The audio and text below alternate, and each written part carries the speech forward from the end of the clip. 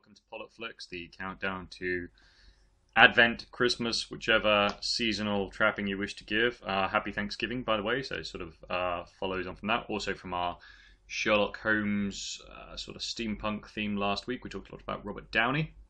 And with Justice League at the moment currently not quite doing Avengers critical or commercial business, brings us back to why is Marvel so good and where it all began. And with Marvel's Infinity War coming next year, and all of those things considered, we just thought, why not give Tony Stark a look in? So, Dave, I'm joined by, as usual. Hello, Dave, how are you? Yeah, hi, James, how you doing? Not bad, not bad. Just got back from Paris, and I was at a sort of a very Tony Stark style event, actually. It's called Millipol. And you have all of these kind of military and defense and security style contractors who are interested in things like design and tech. So although it's not actually full-on Stark, I did see a lot of kind of Stark style tech in it. Full-on Stark would have been like a gangbang at an arms bazaar. Which is something we will get to, yeah, because the sort of the social politics of Stark, yeah, although he's a reformed character now. But yeah, there was a bit of that, and I definitely saw, because a lot of Batman fans, I remember around the time of the Nolan films launching, certainly at Batman Begins, and then to a lesser extent with the Snyder model, was they didn't like the look of the Batmobile, because it didn't look like it had been designed, it didn't look sleek, and it didn't look kind of comic booky or in any way sort of fantastical. I now see what they mean by the tumbler, because I saw these military-style, urban, I suppose, defense vehicles, and they're huge. I mean, literally, I don't even know how, I mean, I do know how they got them in there, but just being around them. And the thing was, you couldn't take pictures of them, not because of security, but I suppose more for IP rights, because they're kind of in production. But it was fantastic, and I got to see a little bit of Paris. I mean, it was really hard work a couple of days, but on one of the nights I got to go to a lovely restaurant called Vaudeville. My beloved dad and I had some snails, as you do, and the vaudeville burger. Does your father live over there? Does your father live over there or something? No, I took him along in a sort of an Indiana Jones way. I knew I needed one of my parents, really. Not because I couldn't do it alone, but I just thought... Did it turn out at any point when you were in danger that you found out you both shagged the same woman? No, because there was no. Unfortunately, there wasn't. It's not exactly like Indiana Jones. No, there wasn't any time for that sort of thing, unfortunately. But there was no shagging of any sort. However, I did meet a lovely friend who I think is possibly, if you were to take the Hitchcock blonde, and you were to take sort of the ultimate male fantasy, and literally a bit, we're talking about Tony Stark. This is a literal, real life Pepper Potts I met in Paris. She makes bags. Her name is Sarah Gray. And I was supposed to interview her years ago, and I finally got round to doing so. I'm going to probably run it in a lifestyle magazine somewhere. And I got to see how she makes her new handbag range. And she does it, I mean, literally, she does a lot of the leg work and the dog work, as well as just the core design. But she has, and with so many kind of beautiful, glacial, glamorous, lovely people, complete unawareness of the fact of her own appeal and charm and beauty. But it literally was another world stepping into that. And between that and you've just talked of lack of awareness, right? Yeah. And yet the word glacial clued me into the fact you were just about to mention her like beauty and stuff. Because glacial's your kryptonite, as previously discussed. Yeah, and when I say glacial, it's a funny thing, because if you say glacial to a girl, or if you use the word, it's the same way as if you use the word muse to a girl, and I think I've used both of these. Because they assume it means cold. Yeah, they assume it means cold. Yeah. I actually mean it vaguely untouchable. Yes, that's exactly what I mean too. Sort of like it's a goddess, you know. So it was a lovely kind of encounter. Yes, Nicole Kidman, Gwynnie, Grace Kelly, Naomi Watts. Actually, I had a funny encounter last week. I shared an Instagram post from Naomi Watts. They tend to be very elfin-like, very pale. Yeah. And Rosamund Pike, as well. Rosamund Pike, definitely. Selena Scott. Do you remember Selena Scott? I remember Selena Scott. Yeah, she was kind of that ilk. For some bizarre reason, I have a Selena Scott screensaver, I've just noticed. It's my laptop has reverted to an old screensaver, and I don't know why. Well, I probably do know why, but anyway. It's reverted to a 1983 screensaver. Very bizarre, yeah. It's sort of a Back to the Future scenario. How far have you got through? Obviously, we usually do the plug at the end, but just, do you expect us to talk? Appears to be very, very busy at the moment with the amount of stuff that's coming through on YouTube. How many have we got coming this week? Okay. can I just Yes. very quickly explain what happened? Yes. We got to... Okay. Episode 95 Right. was the last one we recorded on Star Wars, but we had one to come on Star Wars. It was going to be The Empire Strikes Back. Yes. We then wanted a 3-episode series in order that our 100th could be a Bond commentary, because that's what we started with. Yeah. So we intended to skip the usual Bond commentary between those two series, do 3 parts, and then straight into our next one. So we were going to record the episode Empire Strikes Back last week and couldn't, but the 3 of us were available, so we recorded our 100th episode instead, which we put a teaser out for today. So I thought, brilliant, we'll come back, record the Empire Strikes Back. We also announced what 101 would be. Yeah. Went to record the Empire Strikes Back last night. Charlie wasn't available, and we have to get something out in order to do this week. Yeah.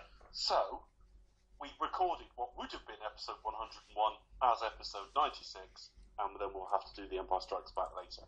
So we recorded this week episode 90.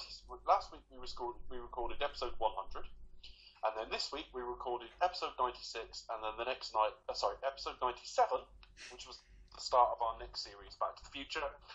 And then the next night, we got together and recorded what became the new episode 96, which is The World Is Not Enough, as a commentary. Yeah, and if I may say so, it's one of the best. Trying to figure it out. It really is one of the best. What I loved about The World Is Not Enough is great. What, the show or the film? Well, both to some extent. I mean, I think what's interesting about it is that you're all very measured about it, because you're critical, and you do take it apart and you do take the piss, but it's on the whole quite positive and quite measured, and very well informed as well. There was a lot of trivia there that and a lot of there was a lot in it. It was substantial and it was great and it was fun. So which is good, because when you get to episode 100, we barely talk about the film there at all. Consistency and quality control do not apply in the world of podcasting. Unless, of course, you're doing it every day. It's an okay show. It's just you talk for about 20 minutes and then realise you haven't said anything about the film. But yes. There you go. It happens now and again. Whereas I would say with The World Is Not Enough, we talked about the film more often than we drifted off to other things. Yeah, no, it was... And it's one we wanted to do. It's one we wanted to do. It's one we had a lot to say on. It's one that is right for having the piss taken out of it. But at the same time, if you tuned in as somebody who did like that film, hopefully you wouldn't be insulted, beyond the fact that maybe we don't love it in the same way that you do as a listener, if you're tuning in as a fan. But it was a film that always kind of broke my heart a bit, because it's got all the ingredients of absolute greatness there, and then falls flat on its face. But in talking about that film, you have to talk about its greatness. And through about the first 53 minutes or so, it's a terrific film. You see, I think, to some extent, Skyfall is The World Is Not Enough done right. There are a hell of a lot of parallels between the two, and it's for that reason more than... I mean, I know I've gone on about this, and I've gone on, and I got Movie Viral 2,000 hits off it, so it kind of been that bad an idea. Some people loved it, some people hated it, but the source of, as you will recall, this almost obsession, this near obsession that I had when we talk about glacial blondes or whatever, was the idea of how to end the Craig era in such a way that there's something new. You're not repeating old ground. You don't quite kill him off, but you don't have something either glorious or falsely sentimental, because that's not right either. And my idea for sort of the Blofeld, Isla Seydoux Blofeld cliffhanger. Now, I know they're not going to go there. I know I've now accepted it. But, when I first heard about The World Is Not Enough, and I didn't... People think that spoilers on the internet is a recent thing. They were around in 2000, in 99, 98, I think. 98 was, it was still dial-up broadband, but obviously as a Bond fan, one of the first things I looked for was, what's going to happen in the next James Bond film. Now, some people, of course, were just BSing. Some people were, I think, maybe clued up and perhaps just naive about what they were posting. Because some of the rumoured scripts that I read at the time, which were very interesting, and had bits of what did end up in the film, but just not quite. One, I think there was a story which actually came out in newspapers, which was that it would be a fight to the death with Renard aboard or above the Millennium Dome. That the Millennium Dome was in effect going to be akin to a Bond villain's lair, but they were going to inject a kind of a realism and an urgency and a ticking clock. That Bond had to prevent a very real threat to the Dome on the countdown of the Millennium, which in context would have made a lot of sense, because of course they did have a VIP thing at the Millennium Dome. And if you had had, On New Year's Eve, yes, they did. yeah, The Queen was there, the Prime Minister was there, yeah. yeah, and it was a year before the very real horrors of 9/11. We were still in that sort of 1990s phase, whereby you're post Cold War. You're desperately looking for villains and baddies, and there was this nebulous thing. We talked about this on the Jack Ryan podcast. Was the idea of the word terrorist, where they don't have a specific colour or creed or kind of political cause. They are just generic bad guy. But there'll be references to places like he's been in Chechnya and North Korea and and they even work that in The World Is Not Enough. Let's reference some real life war zones without actually going there. And the other thing is 1999 was the year that we did have a war against Serbia, which at various stages looked like it was going to turn a lot nastier than it actually did. Things were about to turn nasty. And they almost, we were almost went to war with Russia at one stage because of it. China, the Chinese embassy got attacked by accident. It was very Bond-like as The World Is Not Enough was filming. And I kind of thought there was a rumour that Robert Carlyle was going to make his character Bosnian. Like he was going to use a Bosnian dialect for Renard. So I kind of thought, do you know what? Maybe they're going to go there. Maybe they're going to somehow cross over a little bit with what's going on in the news without going there in such a way that it becomes too dark. Isn't he name checked as a Bosnian in the film? Something like that. But they don't go there, which I thought was, yeah. Renard, of course... I also have to admit my complete...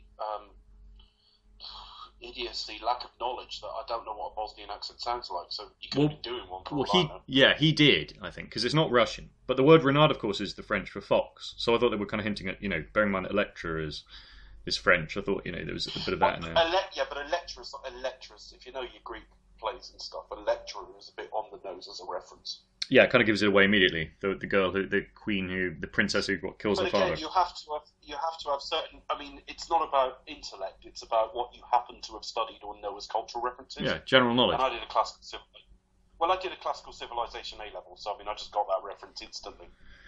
I taught a classical civilization A-level a couple of years ago, and I had to do it from scratch. It was one of those where I think a head teacher rang me up and said, James, I know you haven't done this before, could you do it? And I looked at it and I thought, well, I've done a little bit of ancient Greek in Oxford, I've done theology and some archaeology that flips over with that, and the literary stuff is fascinating. It depends what modules you do, but I mean, you can assemble a degree there, you can assemble an A-level that is largely literature and history. Yeah, I ended up teaching the Aeneid, and it just occurred to me what a great we did all Greek. Such a great story. But getting back to The World Is Not Enough for a second, when I read semi-spoilers, I read semi-spoilers, and one of them was that it was going to be Zukovsky was going to be more of a, not necessarily a malicious villain, but he was going to be, Coltrane was going to be a lot more central to the plot, the idea being that his Russian mafia syndicate had taken off, and that they'd done a deal with a terrorist that had gone bad, and that terrorist was Robert Carlyle, and that there would be a central romance to the plot, that Bond would be protecting this heiress initially, and that there'd be a much bigger picture that would end up at the Millennium Dome with Bond dueling against Renard above it, and saving the day, and possibly marrying this heiress, and ending on some sort of a cliffhanger. And I just thought, wow. And when I heard the title, The World Is Not Enough, I thought, it's highly camp, but it's original. It's not another Tomorrow Never Dies or GoldenEye. It's Reverend Fleming. It's steeped in Bond as well. Yeah, and it's daring, because, it's semi-original. For those of you listening who don't know and haven't made the connection, The World Is Not Enough is actually the meaning of, is it orbit non-sufficient or something like that, which is on Bond's coat of arms, as discussed at the College of Arms in On Her Majesty's Secret Service. So it's a direct reference back to that. It was 30 years on from Her Majesty's Secret Service, and it was probably the first time since that film that I was kind of convinced Bond was falling in love. So, there was a lot about that film that feels like a bit of a shame now. Yeah, and there was another rumour which was a little simpler, but also kind of in that realm of Bond being kind of semi-sci-fi, as in 5 minutes into the future, or something that could happen that's based around current affairs, but isn't actually just immersing you in it. And that was the idea of a sort of a Jurassic Park-style scenario where they were going to start with a massive discovery of oil that was actually on UK territory. And I thought, wow, interesting. And they were saying that on the basis of that, a new worldwide race for that oil is initiated. and MI6, although nominally impartial, sort of caught up in it. And they talked about MI6 being blown up, and the indication in all the papers was that they're actually going to do the whole building. And I remember why the article stood out. This is how far we've come, Dave, in terms of racism and so on in the past 20 years, and it's a really good thing. This is what an article actually said. I don't remember which paper it was. I could maybe put certain monies on who it might have been, but it's not the one you might think it would be, funnily enough.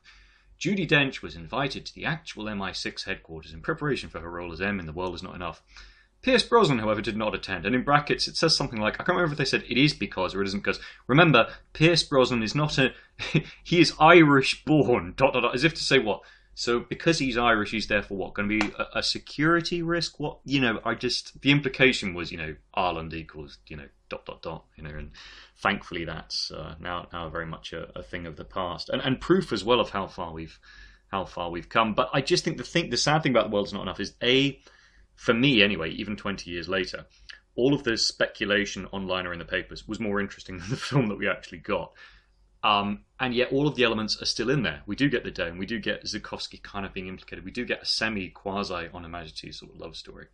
And Robert Carlyle, as you pointed out, you're saying exactly what needed to be said about that. This is a guy who could be such a frightening force of nature, and whatever way the direction or the panning or whatever it is, that just does not come across adequately in terms of how much it could have been. But then obviously you're in a PG-13 zone, so maybe had it been R. Well, I think actually, James, what it comes off like to me is, as far as I understand, The World Is Not Enough had a pretty straightforward writing process. Yeah. It isn't one of those. It isn't like we've got with Justice League at the moment, where one person starts it and another person's finished it, and it's had several passes at a script on the way. Yet, actually, the Renard bit plays like it's been several ideas have been put into a blender.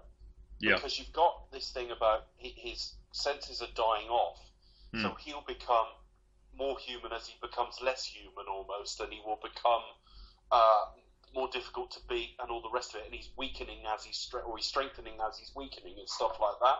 Yeah. And then it's not used in the story, and it is almost like different writers have come along and forgot to excise the setup, but have excised the payoff. And of course, that doesn't jar with what we know of the process of making the film. No. I mean, it's one of the. I mean, the thing about Purvis and Wade. And this is once again where fandom just don't get filmmaking. They go, why don't they spend more on writers and so on? And you kind of think, well, look, this is ultimately a factory line process, the Bond movies. And to have in-house writers, to some extent, makes a lot of sense. I mean, if I just draw a parallel with where I've been in the past couple of days, where you're trying to pitch people ideas, or you're trying to say, look, my company can come and maybe subcontract with you or such and such. Now, there are some people who are very open to that and say, yeah, let's have a conversation, let's sit down and talk about possibilities. But the long and the short of it is, Dave, a lot of people will just say, well, no, we're here to sell something or we're here to buy. We have in-house people who will produce the R&D or the ideas. Thanks, but, good luck. And in exactly the same way, the Broccolis particularly, I think, have been very careful about never looking at anything that's unsolicited, never inviting pitches. They've gone looking for writers that they can work with and develop things with. And, Purvis and Wade did a good job on Casino Royale. And I think on paper, from the sounds of it, they even did a good job on Die Another Day. It's just a lot of it is down to the direction, the casting, the execution, and certain amendments that have to be made. The bitching about them is I think... It's impossible to say from outside. I mean, I think they are clearly not particularly inspired writers. But No, at the same they're time, not. If you look at it from outside, Yeah. you're missing a lot of the story, because if you could ever slaughter them for Die Another Day or for Quantum or whatever, Yeah. and then say, well, Casino Royale was down to Paul Haggis, or Spectre was down to John Logan, or I think Jez Butterworth had a pass at it as well. You're picking and choosing, and the fact is we don't know who wrote what. Yeah. Now, when you look at Skyfall, when you look at Spectre, whatever the relative merits of that film, you can pour through the script quite easily and go, that doesn't make any sense, and that doesn't make sense either. But you don't know who's responsible for what. Yes. And I know for Die Another Day, for example, I think Chris pointed this out when we covered it. The whole cut throat razor thing you see in Skyfall, was supposed to be in Die Another Day, when Bond came out of torture, went into the Hong Kong hotel, and sort of made himself look like Bond again, but all that setup was forgotten in 5 minutes. But when they said, I think Chris may have said in the show, I don't know why they lost that, and I didn't really think at the time, but when you think about it afterwards, it was commercial times. Because the room had a certain brand of shirts in there, it had a certain brand of champagne in there, and he had to use, a shaver that, that they'd signed some deal to use. So all of these factors come into play. You've got Eon looking at the script, you've got MGM looking at the script, you've got in recent years Sony looking at the script, or whoever is distributing, but it's been Sony in the Craig era. And so, whilst you can only judge what's put in front of you, and on that basis, I don't think they're phenomenally good writers. Two things to spring to mind. They aren't an Orsi and Kurtzman. I think they're better than either of those. They're reasonably efficient, but also we just don't know. Because it's very rarely they write anything... they very rarely write scripts, and it's just the two of them anyway. And even when nominally they have, you don't know what other things have been brought to bear. So it's very difficult from the outside. Had they written some smaller stuff as well, where perhaps the same studio pressures weren't there, then maybe we'd have a better feel for what their relative talent level is, but I don't think we do. Even after all these years of making Bond films, I'm still not sure we know exactly what they have and haven't written and how good they are. Yeah. I mean, I think they want to incorporate a bit more Fleming, and they want to do it in quite an organic way rather than just tagging on lines. And I think, unfortunately, to some extent, it may come across as the latter. But I think the weirdest pitch I heard when I was looking around at those sort of backlog from sort of 98 ideas that were online, which probably weren't anything to do with Purvis and Wade, was that Bond would have an ex-girlfriend who had a fatal attraction, who wouldn't take no for an answer, and had actually had his son. So Bond was going to duel with his own blood and a bereaved fatal attraction. Right.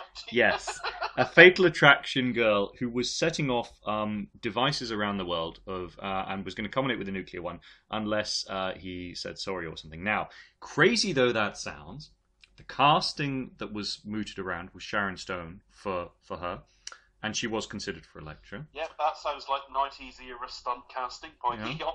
People were talking about these fans online, these, I suppose, what would have been trolls today, or just fans, genuine fans with a passion, talking about a then very young pre-Obi-Wan Ewan McGregor for Bond Jr., which, if we think about it, when we talked about the Polanski film The Ghost, kind of works, Brosnan versus McGregor. McGregor, of course, to some was considered for... I don't know how seriously he was considered for actual Bond for Casino Royale. I don't think even for 5 minutes, frankly. But considering when he... No, I think it's more a question of when Brosnan finally got his head out of the fact that he'd wanted to stay on. I know he name-checked him a couple of times, but however crazy... I mean, whenever I hear about screen tests and casting processes, he's never mentioned. No. Whether they did ever meet with him, don't know. But I know, for example... They got down to a handful for Casino Royale, and Ewan McGregor wasn't one of them. Yeah. Julian McMahon wasn't he? Call, and he said, I'm not interested. Let me think who the last 5 were. The last 5 were Daniel Craig, Henry Cavill, Goran Visnich, Sam Worthington. What's he called? Sam Worthington. Sam Avatar. And the guy who was in the remake of Hawaii 5-0. Right. His name escapes me. Interesting. So I don't think Julian McMahon was ever in the mix. I don't know why I like Julian McMahon. I think he reminds me of a tutor I had at law school who was kind of cool. There was something cool about him. Nor do I. The man screams sex addict. Maybe that's... Anyway, let's just... Yeah. I mean, I don't know why I have this weird affinity with, these sex addict characters. But I think for everything, he's too sleazy for Bob. Yes. Maybe a different area. But moving swiftly on, as I was saying. Weirdly enough, that story about The World Is Not Enough from then did actually become someone's pitch. And this is how... I was talking earlier on about the nature of soliciting for scripts, not for sex, but the idea of you're trying to... The nature of soliciting... You're trying to pitch... but the key piece of it, the key piece of... 6 months of research and development will be skinned, but what a podcast. We're going to keep this on. I'm not even editing to that. But the key piece of advice they give to all writers at the moment is, look, we're in this internet era. So on the one hand, you can get an instant audience. Fantastic, great. But the rules of copyright still apply, which is, look, make sure you write it down on paper and send yourself a copy. Because the fact of the matter is, anybody, obviously if I write a specific James Bond story, I run into copyright problems. But anyone can write generic spy thriller and have certain details attached. So if you put those out online and you're getting off on the idea of, oh, I've got all these thousands of hits, most of which are spam bots anyway, really what you're doing is giving away your ideas for free. And yeah, so the thing is, if we came up with a story pitch now on this show, it's fair game. So my Bond marries Blofeld thing, if that happens, do you know what? I don't care if they steal that. I'd be honoured if they did. Other people have possibly had the idea anyway, and I'd get full closure on unfinished business in my subconscious, so it's cool with me. It's too much Austin marrying a fake bot. Yeah, but it kind of isn't, because they've done the brother. Film, it would be even down to, like, in the next film, it's like, she was Blofeld. Yeah, we knew Austin.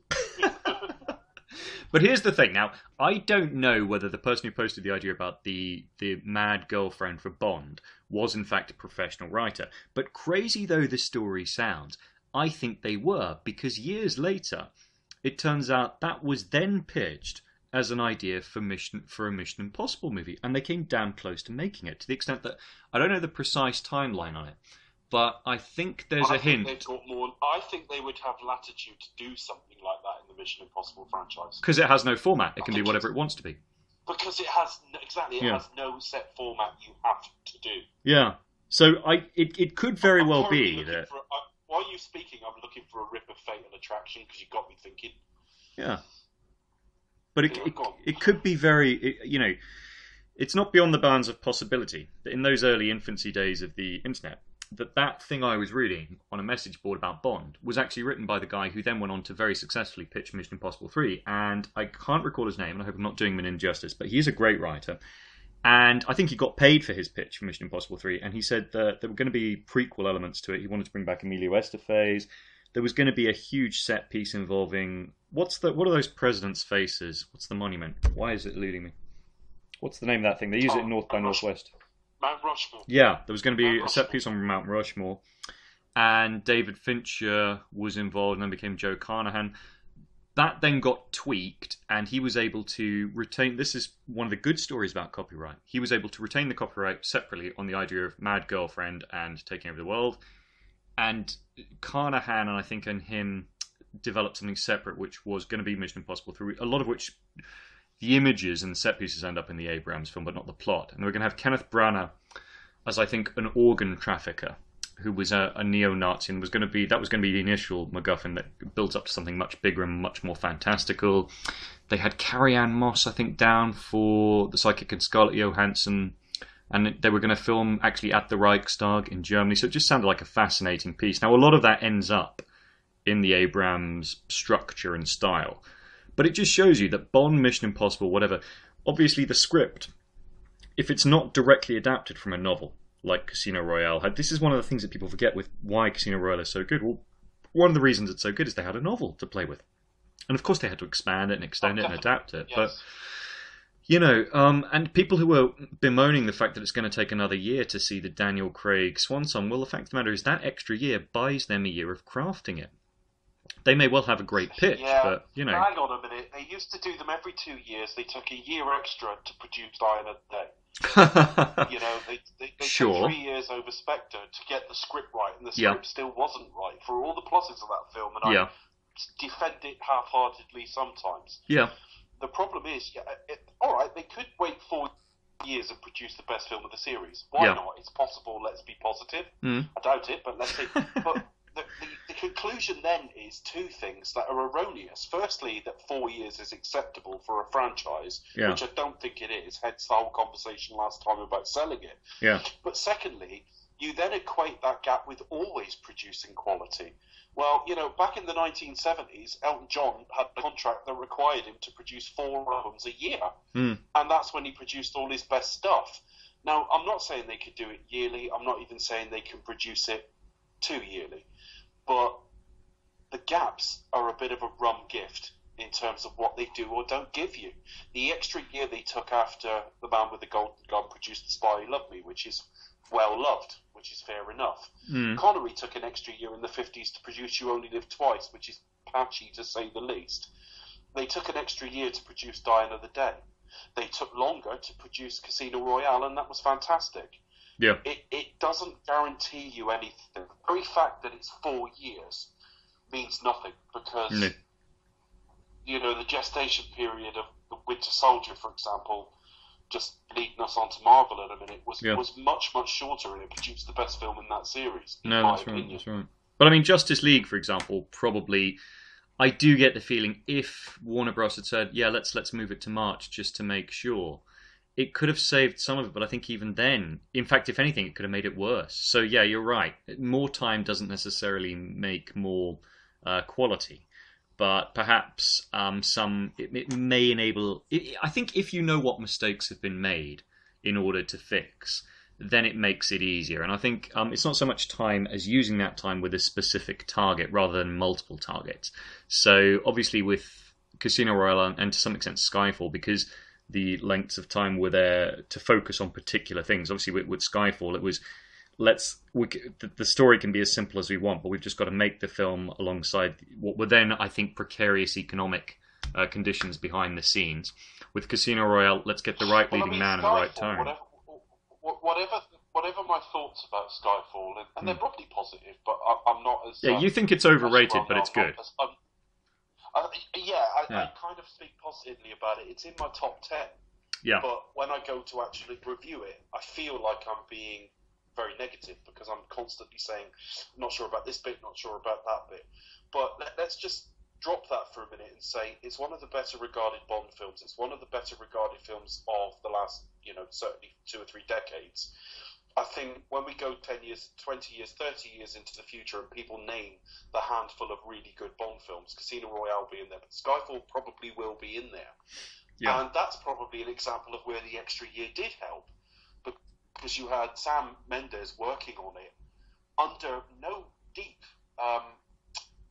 pressure, because there was no guarantee this film was going to get made at that time. So all I'm saying is it's a bit of a mixed bag whether that extra year buys you anything or just allows more cooks into the kitchen to mess up the recipe. So if they'd said to Joss Whedon, for example, or indeed let's say to Zack Snyder, we're going to give you an extra, say, 4 to 6 months to ensure that it just gels better. Could Justice League have been a better film? I'm not talking so much about the commercial performance, because I don't think that is to do with quality. I think that's down to the marketing to a large extent. What do you think? Could it have been retrieved? I think I'll never.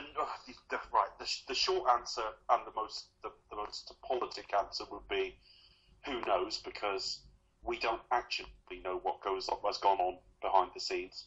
But guessing from the best of what we know, a couple of things spring to mind. Firstly, I think Batman vs Superman threw them into a tiz.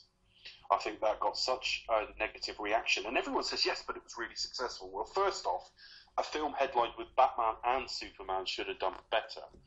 But secondly, the vast majority of its box office was done in its first weekend. Now, I know first weekends tend to be fairly front-loaded, but this was a mental example of it. Worldwide, it did something like 550 million of its 880 or whatever it was in its first weekend. And box office-wise, it did similar numbers to Spectre when it should have been doing similar numbers to, like, the Avengers. So, and it was considered too dour. Everyone said they got Superman wrong and all the rest of it. And I think the studio probably panicked because Justice League was on the block to start very soon thereafter. So you've got Zack Snyder probably overthinking it.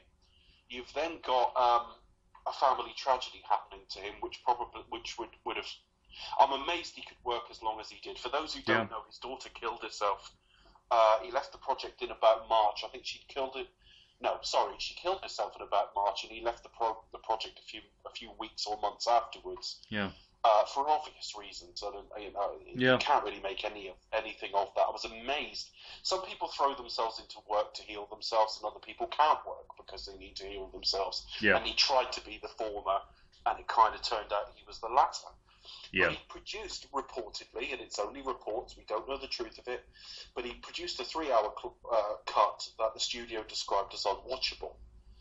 Now, they then bring in Joss Whedon. Well, they need to replace Snyder anyway because they're not finished. You can understand they bring in the guy who did the Avengers. But there's 2 or 3 things here. Firstly, Whedon is not compatible as a director with Snyder. You know, you can't ever, not that directorial team-ups often work anyway, but they're not brothers in arms. I cannot imagine Whedon and Snyder like sharing directorial methods and secrets. They're just too different. Secondly, the studio panicked about this 3-hour cut and mandated that it was 2 hours, which, funnily enough, the film could have done it, actually, but like I said last time, they wasted their running time on some strange things. So you've already got a mismatch. You've got one director having directed 3 hours. The next guy comes in and puts 20% more on it, but then has to cut it down to 2. And Holt McCallany is in the opening scene of the film. He's the sort of burglar or whatever he is that Batman sort of captures at the start of the film and frightens in order to attract the whatever they're called. You know, I'm Parademons. Parademons. The Parademons, that's the one. I just blanked on the word for a minute. Holt McCallany's been in a Netflix original lately called Mindhunter, which is really good, set in the 70s, and it's about the start of sort of psychiatric and psychological profiling methods coming into FBI work. Really worth watching. But he's one of the cops in that. And he said that, I only read this, I think, today, that scene was meant to be more comedic, and it was shot to be more comedic. And the studio took a look at it and didn't like it, or panicked and said it was wrong for the tone of the film, or wrong for Batman. I think they said it was wrong for Batman. And made a few little judicious edits. And apparently Joss Whedon sent him a bottle of champagne with a letter that just says, "To lost battles." And Holt McCallany has framed and mounted that on his wall now. So having got Joss Whedon in, Joss Whedon was only given certain latitude. So that's a long way round to say, I don't even know when you're releasing in 2017. I don't know if 2 years would have fixed it, or another year would have fixed it. I really don't. It would have fixed the CG, because the CG was rushed and horrible. Yeah. But at the end of the day, it was 3 or 4 competing visions, because Zack Snyder has made an entire film. In fact, he's made 30% more than they want in terms of the proposed final cut. You've got Joss Whedon coming in with a different sensibility and filming stuff that doesn't quite match with that anyway. And then you've got a studio second-guessing Joss Whedon, second-guessing Zack Snyder, and mandating a certain length. So in that, against the background of that, and I'm not a great one for studio bad, I think a slight tension with the studio is a good thing. I think overindulgent directors are a bad thing. So I don't mind that the studio had a say, but quite clearly what they've done here is only muddy. I'm not going to say their ideas were bad, because I didn't see the original cut, but certainly they've muddied the waters even more. And it just has this real mishmash feel to it. And the fact that I found the film reasonably entertaining with all its faults is a bit of a miracle. So, you know, if you start this film with the idea that it's handicapped to begin with, against that background, it's done okay. Yeah.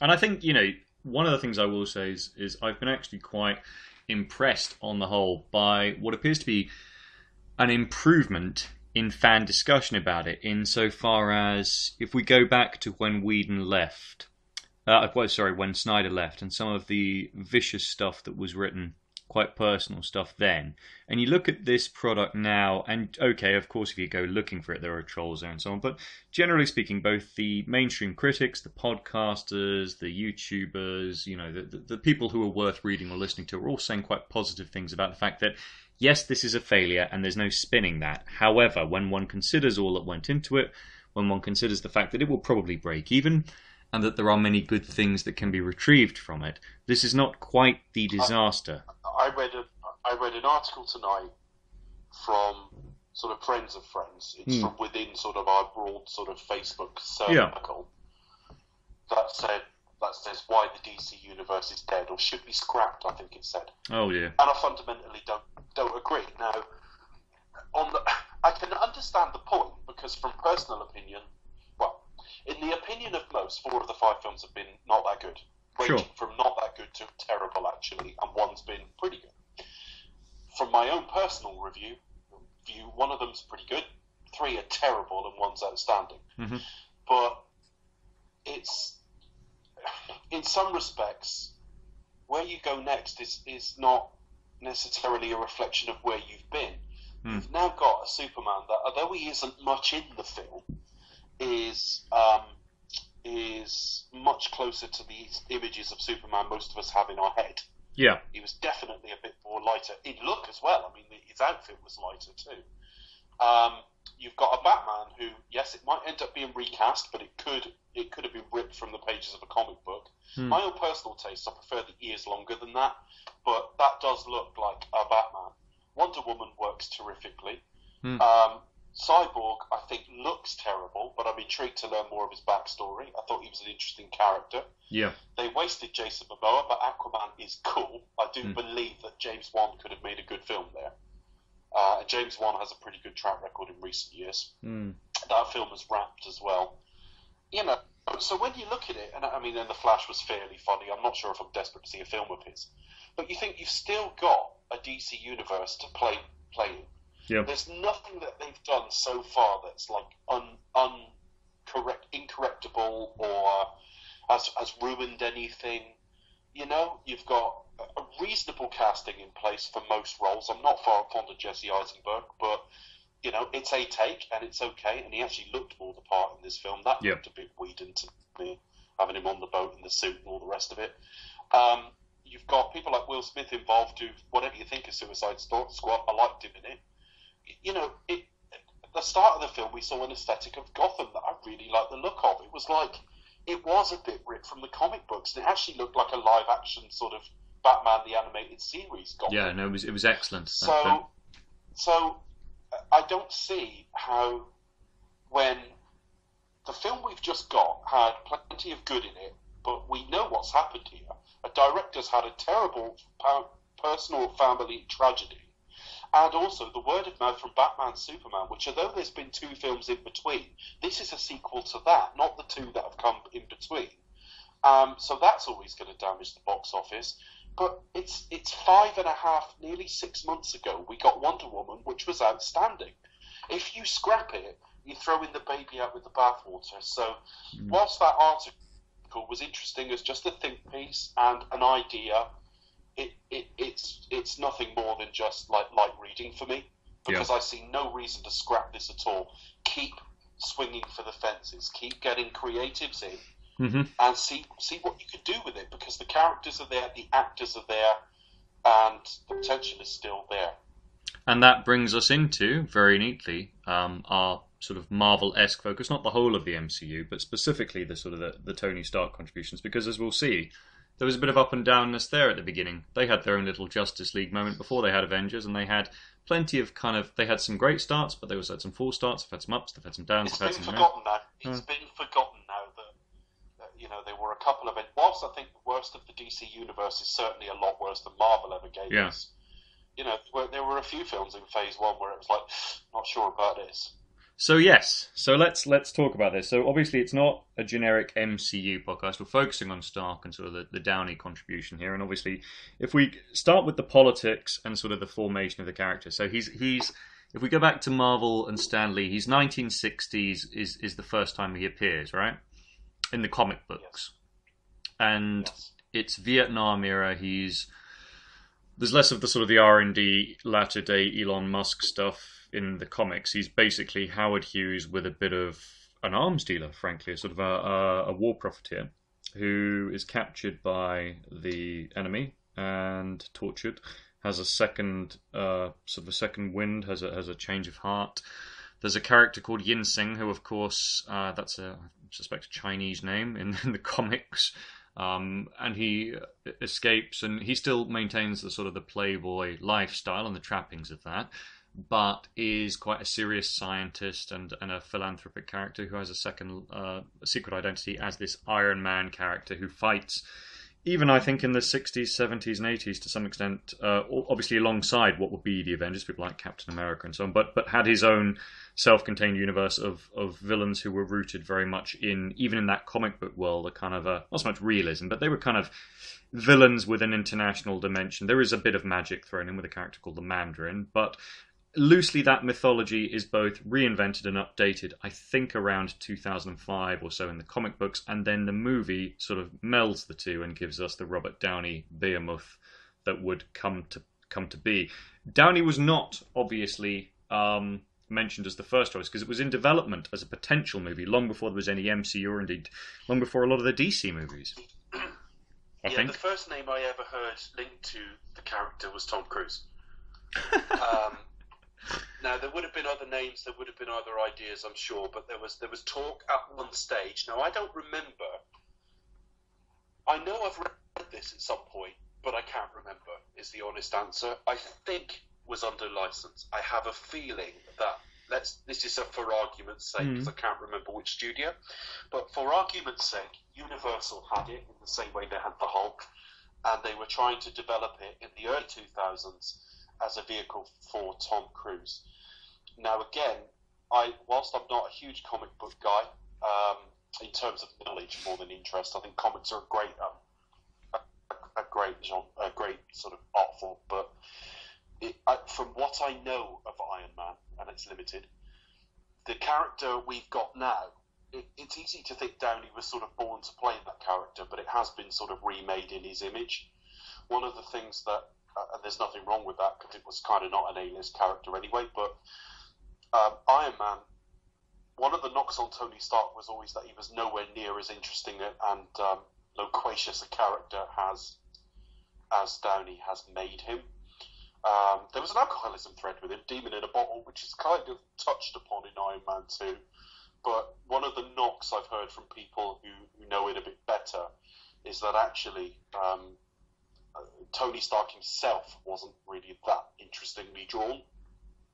no. There's kind of a sort of a Douglas Fairbanks, Errol Flynn sort of. In fact, to be honest, when I first heard about it, obviously it is now Downey, and to the extent that one wonders if any other actor could ever play it again. I mean, I know that Colin Farrell has been mooted as a possible replacement. That's basically just like ordering Erzatz Downey to some extent. No offense to Colin Farrell, who's a fantastic actor, but that's what it would be to some extent. But I actually think I could see it. That's not to say I think it's a good idea, by the way. Yeah. But I could see how if you wanted to give a Downey character 15 more years of running time, or 11 years, or whatever, Colin Farrell could step in. Yeah, and he's had similar struggles, and he's, the age, I think, now that Downey was taking it on. I also think, however, that would be incredibly lazy, and I think the way to go if they ever do reboot is to go back to the image that I think we had before Downey did it, which was, yes, he was, in inverted commas, a playboy as a character, but he was also quite a stern and serious one. And I keep thinking for some reason, certainly when I've looked at the early comic books of Iron Man, I keep thinking of sort of Timothy Dalton in The Rocketeer, kind of, or that's sort of a kind of a template that's far more British than American, actually, of that the Colonel who's maybe has a slightly naughty side or something, who's thrown in a sitcom as a sort of a love rival to a Michael Elphick or something like that. I'm thinking of last week's podcast because that lent itself to a real steampunk version. Yeah, exactly, precisely. And that's a really good idea, actually, as steampunk, in the same way as they've done Gotham by Gotham. That's kind of what Rocketeer kind of feels like. Yeah, precisely. Yeah. So I always thought. But I mean, there's no hurry though. I mean, the Marvel universe is big and getting bigger. They've got a few of their characters back, but also necessity has been the mother of invention here. That their lack of access to a Spider-Man, for a large part of the time this universe has been running, has required them to make more mainstream stars out of lesser quote-unquote characters. Iron Man is now an A-list character, and will probably remain an A-list character for the time being. But we're now in a universe where an Iron Man film or a Thor film can outdo a Superman or a Batman film. A lot of that is execution, but it also speaks to how mainstream cinema goers have had these characters put into their consciousness, and Iron Man is interesting. When we look back to the first film, I do think the Marvel Cinematic Universe was helped by not having a Spider-Man, because there was just so much less pressure. I mean, internally there was a lot of pressure because they'd gone to some venture capitalists and got like $500 million worth of loans and stuff. So these films had to succeed. But to the general public, there's opinion formers out there would not have given them a hard time if Iron Man had done like a couple hundred, maybe 300 million at the box office. Because what can you expect from like a C-list character? Yeah. And I think they were quite careful in terms of casting the net quite wide because, as I say, going back to it, Downey now seems just so obvious and they say, born to play it and so on. Sam Rockwell was considered, who ends up playing a baddie in Iron Man 2. And he would have been, I think, interesting as well. Just not Downey, not quite the force of nature. But... Yeah, I mean, the fact that we think Downey's the right casting for the current incarnation of the character, and possibly even the best casting you could have had, doesn't mean that there weren't other options, and also that those other options would have been bad. We're not saying we'd rather have seen any of those, but I am totally convinced Sam Rockwell could have done it. There's one I guarantee you think probably wouldn't necessarily have done quite the job that either Rockwell or Downey would have done, and he was very seriously considered, and in retrospect it makes a lot of sense. I'll give you a clue. A lot of people erroneously seem to think that this man was nearly James Bond, and it's not Ewan McGregor from earlier on. It was the person that everyone thought was going to be James Bond before Craig was suddenly released as a name. Not Clive Owens. Yeah. Clive Owen he was almost Tony Stark. That I can't say. I'd struggle to believe that man could ever convince me he was having fun. Well, he can have fun, but it's sort of. Do you remember we talked about proactive and reactive? Downey is a proactive, fun presence on screen. Clive Owen, even if you watch him interviewed, I mean, a perfectly nice guy and a good actor in certain ways. We had this conversation recently about Apocalypse Now. Yeah. With Martin Sheen coming in to replace Harvey Keitel, because one of them is far too busy an actor, and the other one stands and watches the world go by. Yeah. And actually, whenever people talk about busy and passive actors, or whichever terminology we use, active and reactive or whatever, I always think about Willard stood on that boat just looking out. And if I can picture the actor doing that, I agree. You know what I mean? Yeah. And I can picture Clive Owen doing that. Yeah. No, I mean, he's it's a tough call because I mean, I'll always associate him with. Let me think. I mean, I actually saw him. In my head. It's Croupier in my head. Well, I saw him filming. I was a kid. I was about 9 or 10, and I was at a National Trust property in Surrey, called I think Polston Lacey. And he was filming a film called Close My Eyes, which obviously I had no concept. With Saskia Reeves. Yeah, obviously I was only 10, so I've seen it. I've seen it subsequently. Obviously I didn't see it when I was 10, but and I remember just this vision, and I wasn't supposed to see as much as I saw, and I think it was my beloved mum who sort of shielded me from it, and there were sort of crew members around who kind of chaperoned us away. But he was covered in blood, and he was in his kind of quite an almost Bond-like chino style suit. And even though he was only a man in his 20s back then, I was obviously a huge Bond fan at 9 and quite a precocious guy. And I thought, gosh, give it 10. And I'm as a 9-year-old thinking, you give it 10 years, my son, you could be Bond. But he became also a very televisual actor. He was like a jobbing television actor who, in that kind of John Thor way, would get a series not devised for him, but they'd say, right, we've got professional cop of the week. Who can we get? Well, it'll be either John Thor or it'll be David Jason. And Clive Owen was rapidly becoming almost the successor to that, as in like a safe televisual pair of hands who you could cast as cop of the week or lawyer or whatever, but was never going to, shine. And by his own admission, he sort of said, look, if I hadn't had Croupier happen and I hadn't been filmed in a tux, I would still be on ITV as Robson Green's replacement or whatever. That bothers me. I mean, we've got it to this day that people still think Bryan Cranston should have played Lex Luthor. And it's like, well, the incarnation of Lex Luthor we have now at the time of recording is about 30, probably. I don't know how old Jesse Eisenberg is, but he's in his 30s, probably. He's our vintage, certainly. Bryan Cranston is about 60, probably, something like that. And you just think, well, that's not the same character. And you're saying it because he played a lot of Breaking Bad Bond because he was a cancer patient. Yeah. I think the same is true of Clive Owen, that actually you are one of the few people to have named something where you thought of him as Bond that wasn't croupier. Yeah. And actually, like, all fair play to you for that, because you had some imagination when you saw him in a different setting. But I guarantee you, 9 out of 10 people who say it saw him in croupier. Yeah. But, you know, Hollywood clearly, on the basis of that, whether or not it was the Bond buzz, kind of thought, yeah, he's a name to watch. And he was in some good stuff, and he was, you know, there was a lot of buzz around him. And he's fantastic in Children of Men. He's terrific in The International. The International, for me, because obviously that was when Bond was on brief hiatus.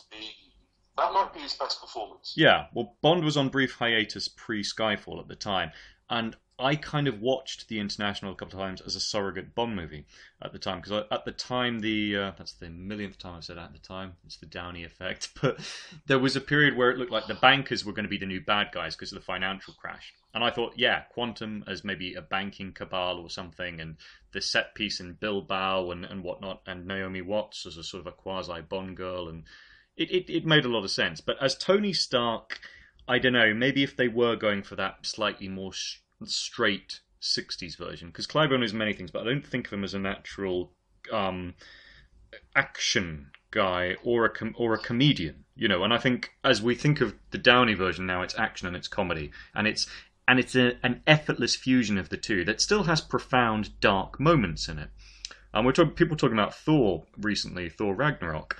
And we've talked about this ourselves, Dave. A lot of dark stuff happens in that, but the genius of the Marvel product, be it a Downey Iron Man film or a Thor with Hemsworth, is that they manage to go there and yet not go there. And I think it's a particular skill with particular actors, you know, to have still profound, quasi-frightening things happen, but to have a certain style of approaching it so that the bitter pill is sweetened a bit. And I think that's the key, particularly with the first Iron Man. Because it's quite a dark film in some senses.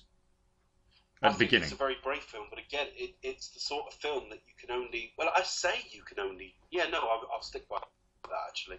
I was about to say the only film you could do... A film you could only do outside of your A-list as a franchise opener. Now, I do think the whole Samuel L. Jackson as Nick Fury at the end of that film was still... laying out an aspiration as opposed to a plan. I don't think they could have said hand on heart in May 2008.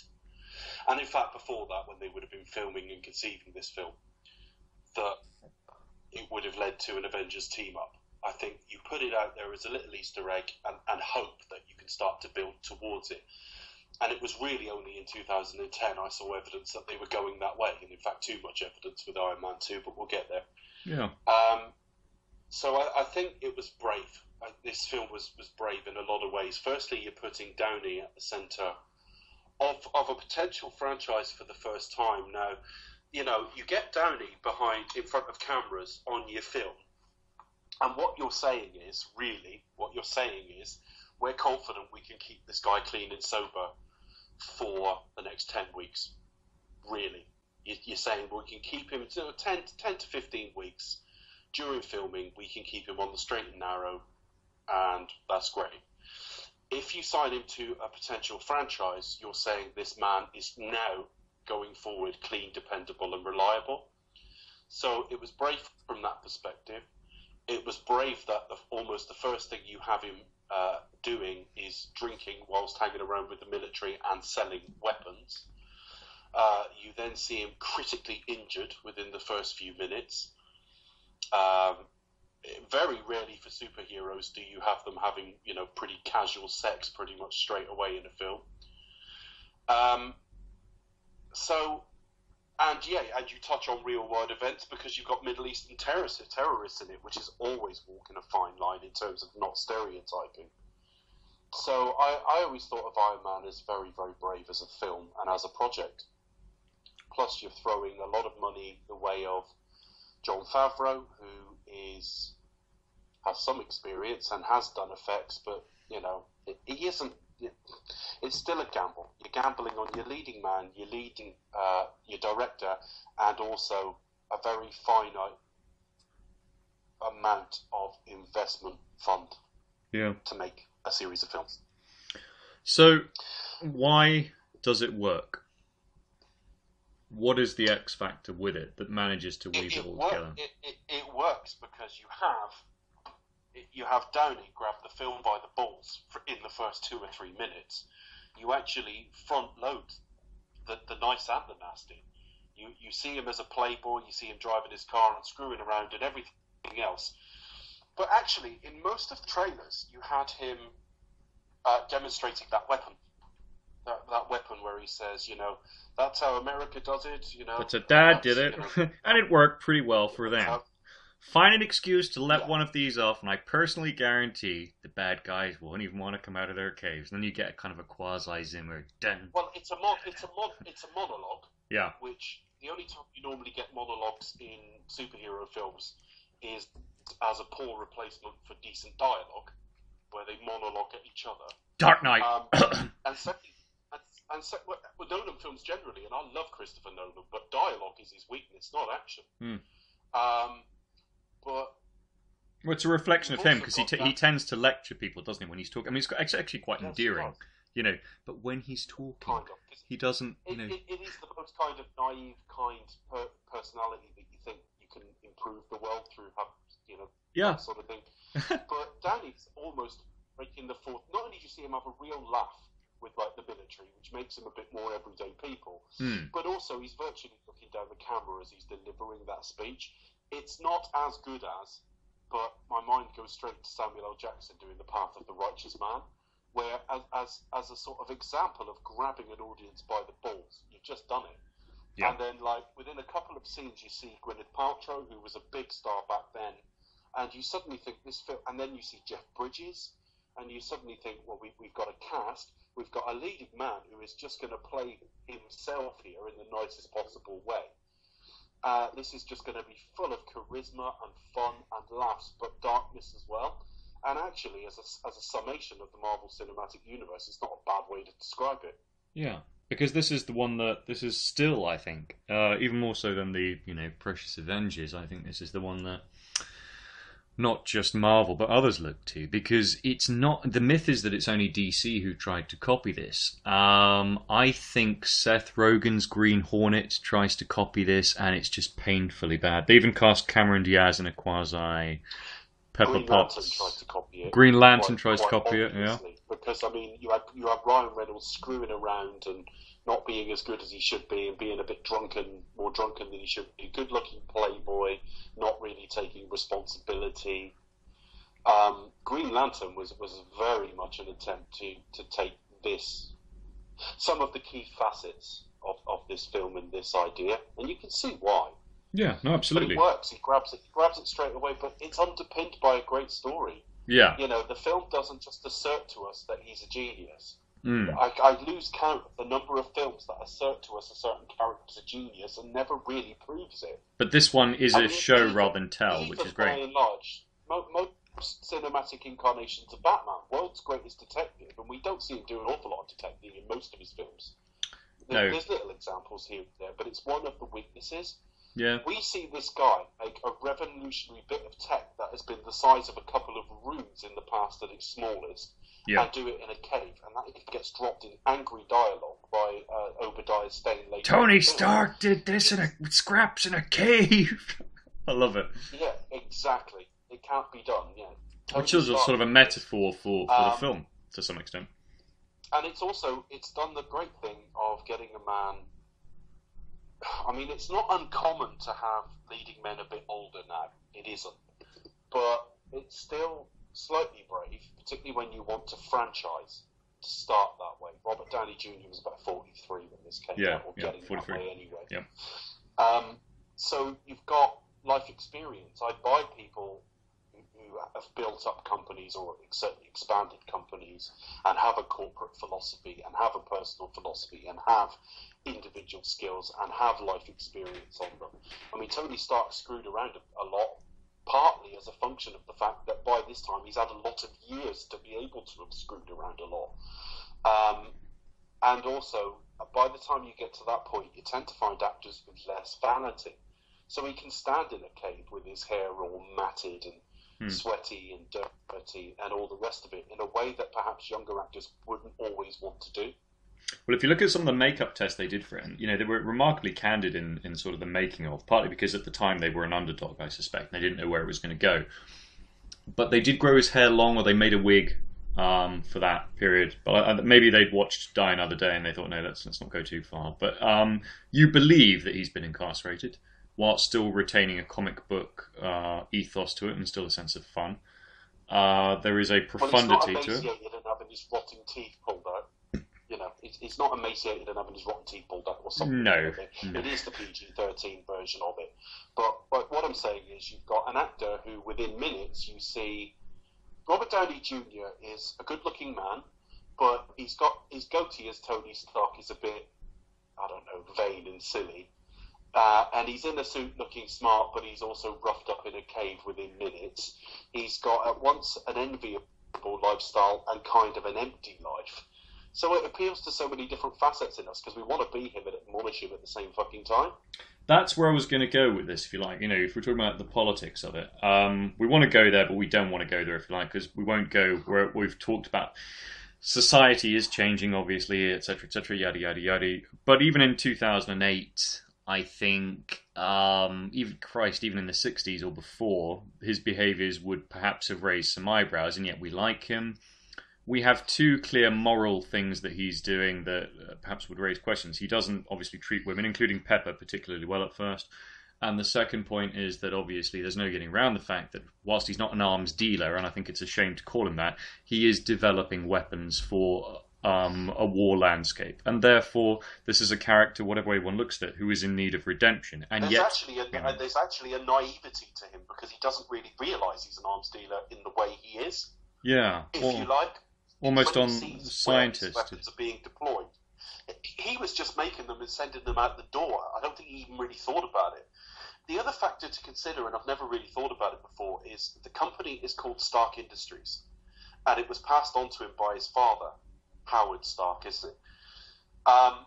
So the very fact that Tony Stark is 43 and still a womanizer would not necessarily go down well amongst family, friends, shareholders, the board, everything like that, because this is actually, although a multinational, this is a family business.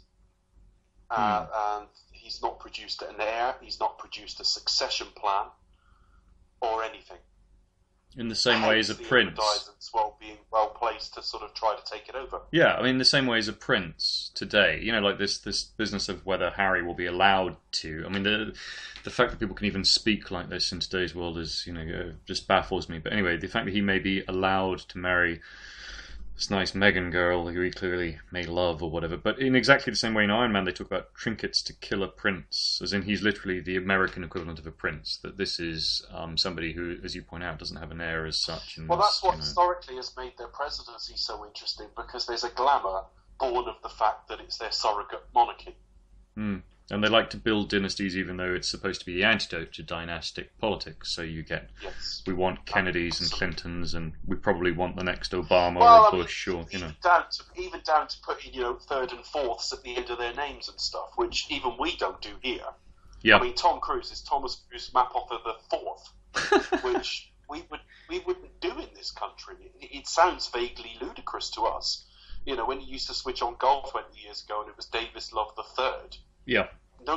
We mean no disrespect because it's only cultural differences. But as a younger man, I used to laugh at that. Well, if I ever have a son, maybe I'll because call him James Murphy the second. It does sound ridiculously self-aggrandizing. Yeah, I guess so. But then on the other hand, it's a country that's pretty kind of shameless about that. About look, if you've earned it and you can go for it. And I think that's probably why, to some extent, that we can forgive Stark, because we know, whatever way one looks at it, we love immersion in the aesthetic of his world. I love watching him work. I love his workstation. But the funny thing is, they're very clever in only really bringing us into that side of things as the Reformation begins. The building of the Iron Man suit is the beginning of him changing in its various phases. It takes him a while to completely click into place as somebody who can still have some little bits of fun, but is ultimately a more moral and more responsible and more mature character. And they call that out a couple of times without being too meta about it, without, telling rather than showing. There's a genuine warmth to the development, and I think for that reason, you can go into this movie thinking, okay, I'm basically watching a guy who was developing arms and screwing around and doing all sorts and not treating people particularly well and being very arrogant. But on the other hand, you get to Ant-Man and Scott Lang's a thief. Sure, but on the other hand, I'm not equating the two. Yeah, I mean, a thief versus, and he's a thief who. But they are. Yeah, but they're not scared to go there. Is all I'm saying. Yeah. Repeatedly proved for all this, and I've heard DC fanboys giving it Marvel are for kids, and it's all light tone, and they're not afraid to go there at all. They're just better balanced in tone. That's all. But if you met Tony Stark, a real life Tony Stark, somebody who was doing all that and wasn't Iron Man and wasn't saving. I mean, ultimately, the thing that redeems this person is the fact that he changes, and the fact that, as part of that change, he becomes an action hero, which previously he wasn't, someone who can save the world. You take away the world saving, you take away the Iron Man reformation, you'd think, what a prick. Without the Downey charisma, I think you can still like him even when he is those things, and we'll get to that, because I think he sort of takes steps back later in the series. But nevertheless, there is that elephant in the room, and I think they deal with it. That is franchise filmmaking, though. We have to step back sometimes as almost a partial reset. Yeah. I mean, he's a good villain. That's the interesting thing, and he's able to play that because he's such a good actor. I thought it was very brave. Downey has always given his best in these films. Yeah. He's never less than committed. The one flaw with the first film is the last act. All that Ironmonger Transformers bollocks at the end isn't great. But as a franchise starter, as a universe starter, and it's a sign really of how good a job Marvel have done now, that you can position Cap or Thor at any of the others at the centre of this universe and have it work, because there was a period of time where I could not possibly see the Marvel universe surviving without Tony Stark, without Robert Downey Jr.'s Tony Stark. And even as late as the Avengers, that was retooled. He made a very strong case to Joss Whedon why he needed to be central to it, and it was appropriate at that point that he was. So there was a possibility that wouldn't have been the case at some stage. He could have been smaller in it. I mean, don't forget, at the time of when Marvel started, they were somewhat cheap. That is, the biggest culprit for it, actually. Well, two of them, actually. I thought the first version of the Incredible Hulk that you had with Ed Norton, the first Marvel Cinematic Universe version, looked shit. I mean, it had plenty of detail, but it just didn't look there. It looked cartoonish. I even believed, even for the fact that it had a lot less detail on it, even the Ang Lee version I was convinced was there more than I was the Ed Norton version. The Mark Ruffalo version's been consistently superb. Yeah. In fact, its weakest appearance was actually Age of Ultron. And I think that's a sign of the troubled production that they were redoing things late. But it's always looked terrific. But they didn't get ILM or Weta. They got like Rhythm and Hughes to do the 2008 version. So again, almost like the B-list studios. And the absolute worst was in Phase 1 was Thor, the first Thor film. When he fought on the set of Superman 2, he comes to New Mexico, and it's this tiny little shitty prefab town. Presumably to cut costs. So, of course, they got rid of... Now, Marvel might have been right in all of these cases. I'm only talking perception here. But we were getting films that had essential cheapnesses in them. They recast Norton with Ruffalo. They recast Terrence Howard with Don Cheadle. Jon Favreau didn't come back after the second film because he felt they were rushing him and, lowballing him money-wise.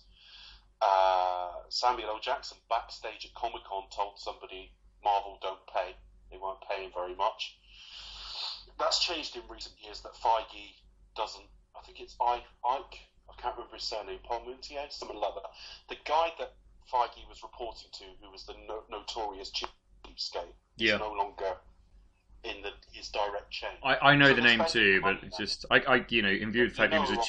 in view of the fact that he was a cheapskate, we're not going to be asked to use his name. It's just to be honest with you, this conversation is off the hoof. We haven't prepped it, so I'd have to go and look him up. It's not so much that. It's just that if we don't get his name right, we're not slandering anybody. if you think about it. No, we're not actually. So, So we're just going to say, I Turner. yeah, Mr. Early Marvel was somewhat different than the way it ended up being. Yeah. And although largely the film still looked pretty good, there were some sort of growing pains with it. And I know that Downey's demands were getting bigger and bigger. And it seems suspicious to me that in Iron Man 2, they were talking about him joining the Avengers, but only as a consultant, which seemed to get the idea in there that he might not be much in the film if they couldn't figure it out. Mm-hmm. So I think there was every possibility at one point that they would have sidelined or drastically reduced Downey's involvement. Or recast him with Clive Owen. Yeah. So that so that brings us into Iron Man 2, which is not beloved. People seem to hate it. I don't. I think it lacks, obviously, the joy and the impetus and the novelty of Part 1. I think it forgets to bathe in that world. I think it makes the same final act problems. I think it underuses Mickey Rourke. But I like it. It's still an entertaining ride in that world. Improv like anything.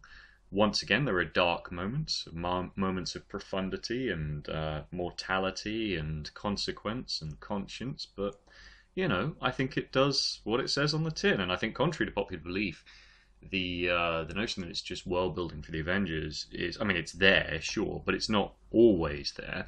I think there are certain lines where it gets a little bit too, perhaps, smug in a way that the first one knew it couldn't be and wasn't. I think it's, in retrospect, almost painful. As I say, we're not going to go there, but there's a bit where Gwyneth Paltrow's Pepper Potts nudges him when he's eyeing up Scarlett Johansson. He goes, want one? And she goes, that is potentially a very expensive sexual harassment lawsuit waiting to happen. And you just kind of think, really? I mean, at the time, it didn't even register with me, but now, and particularly with Paltrow's kind of... Anyway, we won't go there, but you know what I'm saying. I think there are elements of it that try to replicate... I read as humour and him playing on his own character, because I honestly think if Tony Stark was serious about trying to get it on with her, I don't think he would have been saying it to Pepper that openly. Yeah. And I think, to be honest, if one...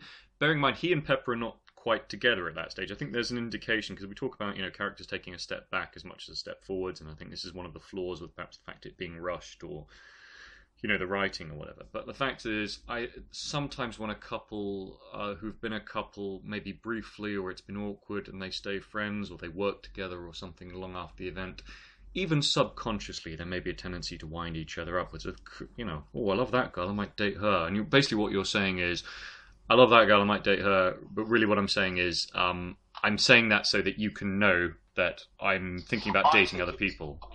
I think it was partly that. Yeah. And I think it was also sort of it was almost making a slight sexualization of the fact that he was genuinely impressed by her. She was kicking the shit out of Happy as well. Yes. And also she had really nice hair in that film as well. Probably was a wig, but it looked great. She looked great then as well. But my thing with Iron Man 2 is I do need to rewatch it. It's to expect us to talk second series of 2018. It might be the third, in that we might buffer the second one with something else. But we'll be onto it within like the first quarter of the year. And I will be watching them all, and I will do as I'm good at, and I know I'm good at, watching it with an open mind. So whatever I say to you now is kind of a legacy opinion, if you like, because I will have a proper rewatch of it.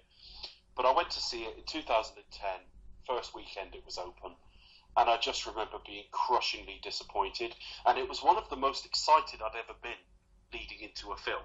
You know, for all the big budget,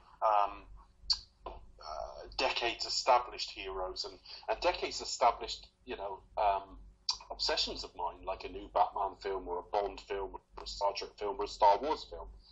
There was something about Iron Man 2. The first one had been so good. Lest we forget, he'd also done Sherlock Holmes in the interim, as we talked about last week. So Downey was a real big thing at the time. He's big now, but he still had that fresh glow of almost, ironically, because he'd already been around about 20 odd years, but he almost had that sort of breakout glow around him for the first couple of years. He's still as big a star now, but sort of between 2008 and the Avengers, everyone was trying to cast him in everything. Do you know what I mean? And everything he touched was fantastic. And there was a lot of talk of Whiplash, which was a character I didn't know fantastically well, but Mickey Rourke was coming off The Wrestler as well, which had only been about 15 to 18 months before.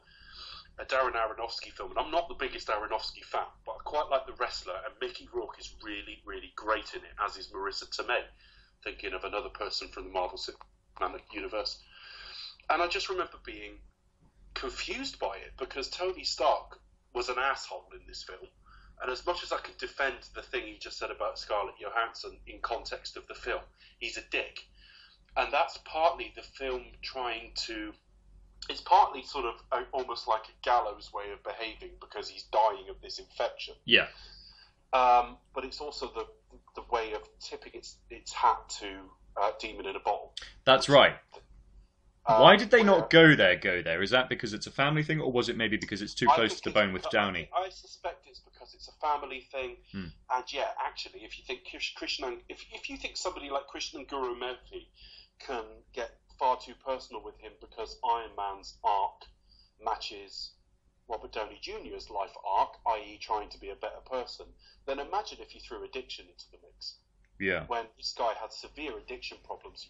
You don't have to go very far. I mean, honestly, if you've never seen them, anyone listening to this, I guarantee you can find a Downey Jr. mugshot within 10 seconds on Google Images.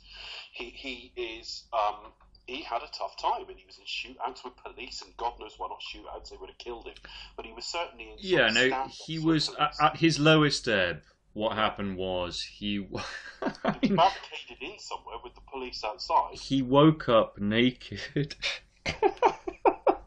I'm not laughing at the tragedy of it. I'm laughing because it's Downey.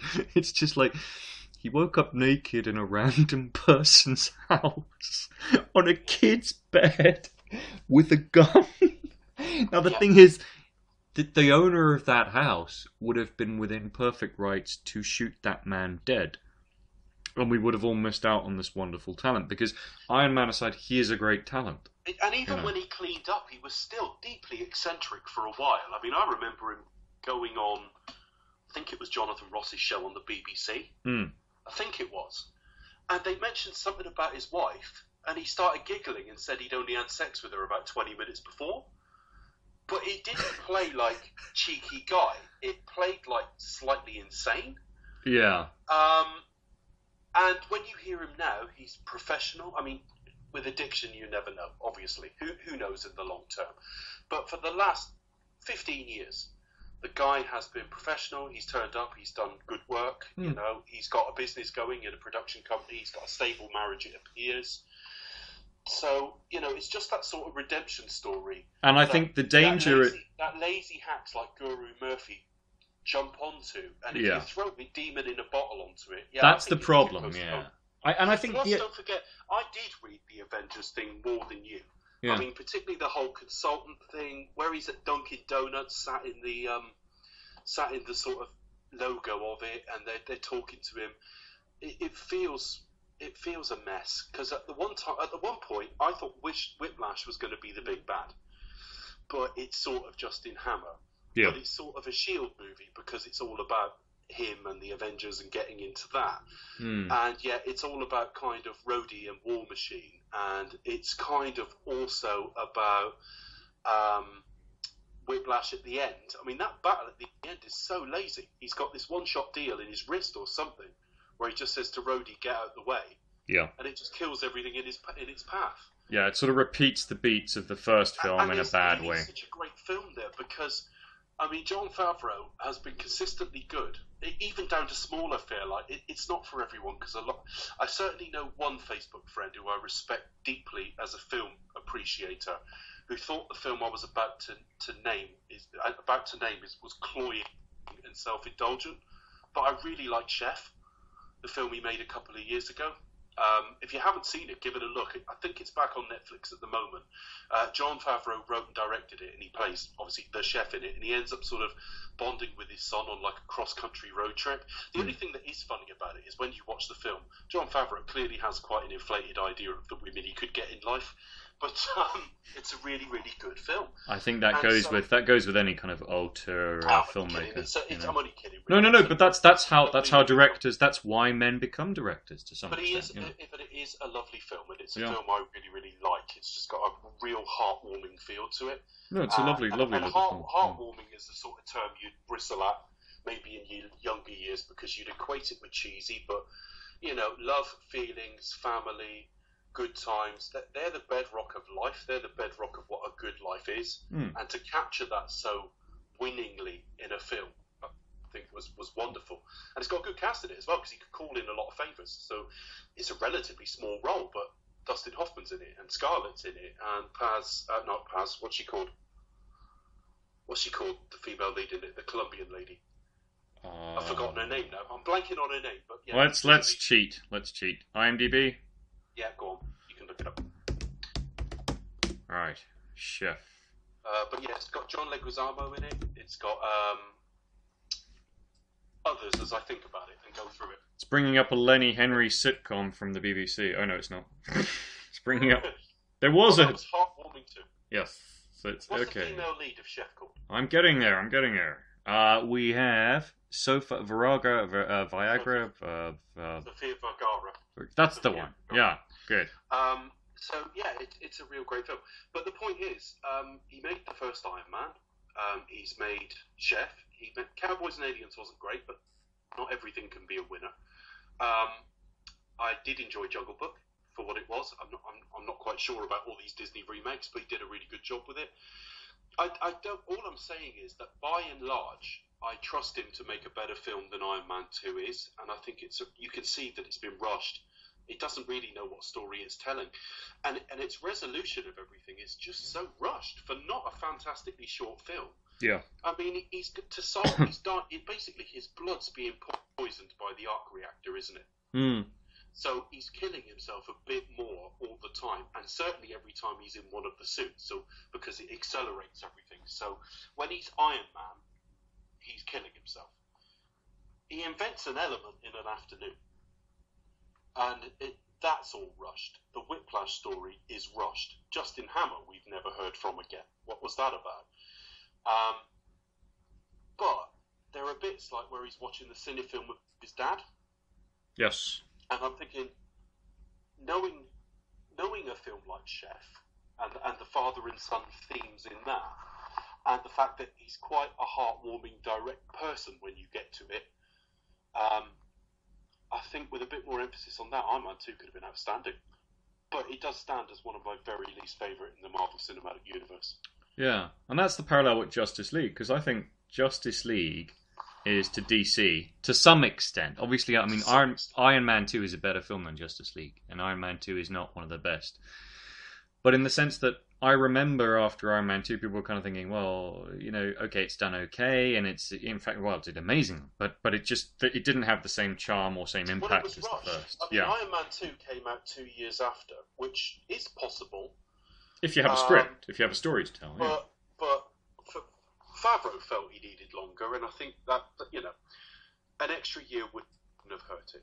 See, double standards, Dave. You say it won't work for Bond, but Iron Man, it would have worked. It's case by case, though, because bear in mind, they didn't have the machine up and running by this point. Sure. And obviously, quite often, Bond films aren't made by the same director 2 films in a row. I know we have plenty of examples where they were.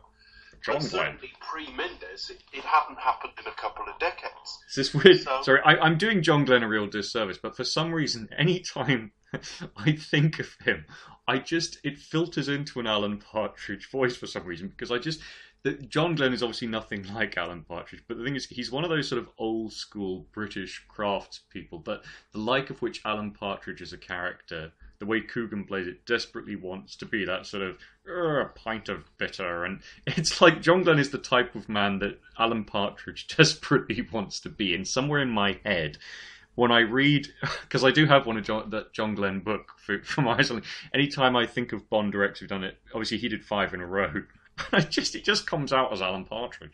Yeah, we did that I action think scene. the difference is you look at two things, right? Yeah, there is a double standard there, James, to some degree, because I want films to come out on a reasonably regular schedule. But when I look at the 80s, Roger Moore was making other films, but he wasn't making really big films anywhere else. And they were quite similar, to be fair. I mean, the Wild Geese and North Sea Hijack. Downey had made... I mean, the first Sherlock Holmes came out the Christmas before Iron Man 2. Yeah. And the second one comes out before Avengers. Machinery up and running. Yeah. Had Favreau been handed a script ready to go, because let's say Iron Man had been in the mid-2000s and what became Iron Man 2 was actually Iron Man 3. So by the time Iron Man 2 came along, you knew it was likely to be a success and you're already working on the next one. Yeah. Then perhaps it could have been feasible. What I think I'm saying was, I don't know that he said no to 2 years full stop. I think it was quite clear as they got into it that it was an accelerated schedule that wasn't going to produce the same product. Yeah. And the final point on it is, I've never argued with a 3-year cycle for Bond as much as I'd prefer a 2. No. It's when you start getting to 4 and you start thinking, well, how much more is it going to slip? Yeah. So I think at the very outset of a universe, particularly Marvel, when you can put other product out there, I mean, all you would have had to do in your planning is basically put one at least of Thor or Captain America the year before. Yeah, and would have worked perfectly. And swap them over. But anyway. So to paraphrase Stark himself. So what we're saying, if we're saying anything at all, is that Iron Man 2 is not great. It's certainly not as good as Part 1. But it's not half as bad as some would have it made out to be. It's a perfectly enjoyable watch. It doesn't quite know where to locate the arc of Stark. It doesn't quite know where to locate it depends what you've watched before it. It depends what you've watched before it as well. Because if you come straight out of 1 into this, it's a big disappointment. If you throw it on a purpose of nothing, it's all right. Yeah. And I think the other thing is the reformation process. The thing about Iron Man 1 is because it's so good, obviously on the one hand you want more of that. But on the other hand, it's so good because it is such a self-contained story. If the Avengers had never happened, if Iron Man 2 and 3 had never happened, you kind of know where that character is going to end up and where he's going to go from there. You know that he'll have a moment of sort of Oppenheimer regret about the dangers of the Iron Man suit. You know, he's probably going to end up trying to at least woo, if not get down on bended knee and marry Pepper, because if he doesn't, he's the stupidest man in the world. That sort of thing. So we get to... we're going to skip the Avengers, I think, to some extent, because that's a series in and of itself, although I will insist on us touching on Age of Ultron. But Avengers 1 really isn't Stark's movie. I think there are hints that he's moving towards a relationship. Let's cover the Avengers around the time of Infinity War. Yeah. I do want to touch on a few things from Age of Ultron, but the idea is we get the sense of he is progressing in a way that, to the extent that a lot of people said, why didn't they just make the Avengers basically... the Iron Man 2, insofar as the progress that he's beginning to make in Iron Man 1 clearly is taking off in Avengers in a way that it isn't in Iron Man 2, in the sense that he's gone into clean energy and he's still making a profit from it, but it's philanthropic. He is tentatively progressing towards commitment with Pepper. He's still flirtatious, he's still a bit of a naughty boy, but they're living together. I have to say, the image of them building a house on the ruins of sort of their HQ at the end, still akin to the cafe in Florence, still gets me every time. It literally brings a tear to my eye. But speaking of cafes in Florence, that's also the problem that leads us into Iron Man 3, which is a brilliant film in some senses, but also problematic still. Where do you stand on it? When I, again, repeat the disclaimer, all to be reappraised in the next few months. Yeah. Just to lead off with the very end of the Avengers, I'm kind of in agreement with that. I've always liked that little bit at the end, and I've never been able to give voice as to why. What is it I like about that shot of him and Pepper? Because... will I tell you why? Let me tell you what I think I've come to, and then correct me. Seriously, because I don't think I fully know. Okay. But let me just have a go first. Disclaimer, I think you're fonder of Gwyneth Paltrow than I am. So it isn't that. It isn't, he's got the girl. It's none of that. No. I think it's a little bit of, we're constantly told he can't play with others. He doesn't play nice with others. And we've seen through the course of the film him learning to play nice with other gifted people, if you like, albeit his gifts are in the suit. Yeah. all the time we've seen him with Pepper, he's gone downstairs to his basement and worked in there, and she's just been milling around upstairs and come down when she's needed to into his man cave. He's now got some project for this building, and he's fully involving her. I think that's what it is. What do you think it is? Yeah, I mean, I kind of agree with that. And segging back to Justice League for a second, one of the things that Whedon, because it is definitely a Whedon contribution, tries to do is a very similar motif where he has Bruce Wayne. There's even a phrase where Commissioner Gordon says, "You're playing well with others," and he goes, "Maybe temporary," but then at the end he's rebuilding Wayne Manor. That sounded like a Whedon line at the time, but only because I've heard it in the Avengers. It's not proof it is, but it's likely. Yeah.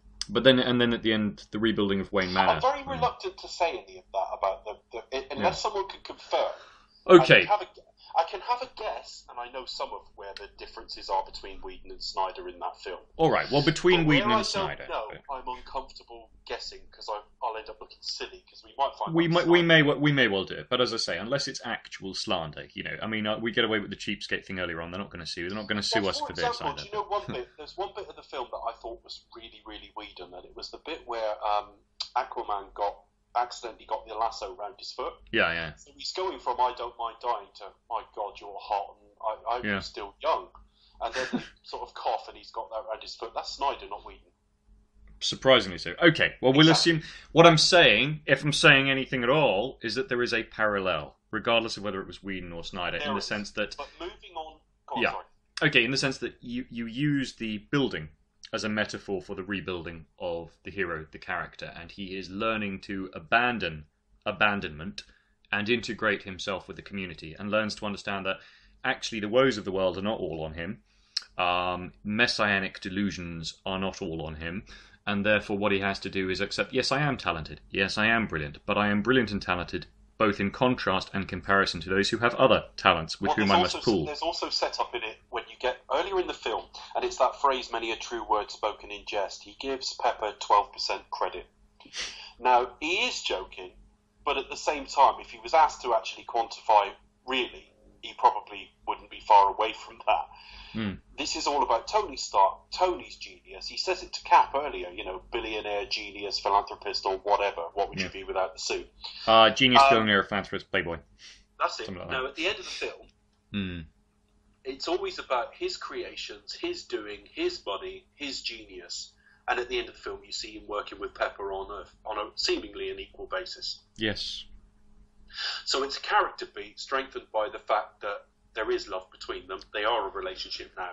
So he is participating more in the relationship. Yeah, that's right. And I think the idea that, perhaps, maybe I'm attributing far too much profundity to it all, but what I'm saying, if I'm saying anything at all, is that he's perhaps expressing the sense that I can have the tech, I can have the fun, I can have the penthouse, and I can be an almost world-beating saviour.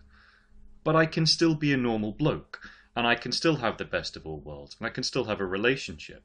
Now, it's not just about, in inverted commas, getting the girl or fancying Gwynny or whatever it is, but I will say that the reason for me, at a personal level, that resonates so much, is that the image it's sending out is actually, if you have a background or a history or something in your private life or your brain that perhaps caused you to be slightly feeling cut off or separate from others, either in a superior way or indeed an inferior way, or a bit of both. That doesn't mean that you can't strive for that little glimpse of normality. And the idea that, Stark, for all of his brilliance and all the money and everything else, and yes, it is a penthouse that they're building, the fact is, it's two people building a nest. And that simplicity, and that virtue, and that warmth, and that kind of just promise, that almost fairy tale promise, but the innocence of it, and the simplicity of it. And I'd love to do that with somebody someday. I'd love to build a penthouse style suite with someone who looks like Pepper Potts. But I've moved on, not thought about it since. So we move into Iron Man 3, which is set up kind of by that, which is that he will have to confront, presumably, the reality of reality, which is the premise that they go with. And I think they go with it on the one hand brilliantly, and I think in the other hand in a slightly flawed way. So what do you think of Iron Man 3? Where do you rank it? Obviously, you do have to rewatch it for your own podcast. We're not going to cut into that. But just from memory, did you like it? It's Shane Black. Shane Black, yeah, I was going to say. The last film I'd seen from him, I think before that one would have been Kiss Kiss Bang Bang. Which was the beginning of the rehabilitation of Robert. Exactly. So I wouldn't be surprised me if Robert Downey Jr. put his name to Marvel, actually. Yeah. What about? But that's one of the things about Downey, which, transcends whatever talent he has and whatever background or whatever, it's just the fact that he is loyal to his friends. I think what you're trying to say is not just, well, no, you're not trying to say, I think you did mean loyal, but actually it's also about commitment. Yeah. There's a commitment to the project. Well, one of the names that was mooted for the Mandarin... If you're trying to get involved on a sort of almost a production level, yeah, then you've bought into the universe. You've bought into what's trying to be achieved. Yeah. Well, one of the names that was mooted for the Mandarin, and indeed for directing the film potentially, was a certain Mr. Mel Gibson. Now, at the time, Mel Gibson was, I think it was Stephen Fry would say, on the naughty step of Hollywood, which he still is, and yet he isn't. It's a very ambiguous scenario. But Downey was very clear, and I said this on the previous Die Hard podcast, I'll just say it again. Downey's line was this about Mel Gibson. He said, well, look, guys, this town, Hollywood, is full of people who've done worse things, who still have careers. He said, he deliberately doesn't defend anything specifically that Mel Gibson either said or did. But he said, look, I'll put it to you this way. When I was in the wilderness, and I was unemployable, and unemployed prima facie, no one would insure me, Mel gave me the role in The Singing Detective. Mel was even trying to develop a production of Hamlet on stage, and Downey would have made a fantastic Hamlet. He really would. And I think he did play him, but just not. I don't think the Mel Gibson production transpired, which is a bit of a shame because Mel himself was a good Hamlet for Franco Zeffirelli. Anyway, Gibson doesn't get the Iron Man gig at the time. I think it was mooted. I think the fan community alone possibly shut that down. Shane Black then comes along, and it's a perfectly professional process. He goes in and he pitches with Downey, admittedly. So I think Downey was in his court, but he had to go through the ringer, go through the process with Kevin Feige. Favreau, although not directing, is still playing Happy Hogan and is still an executive producer, so he has to sign off on it. And it's very clearly in the same world. It's not even a soft reboot, but it is a different style, undoubtedly. And it's not quite where I think the series would have gone had Favreau continued directing.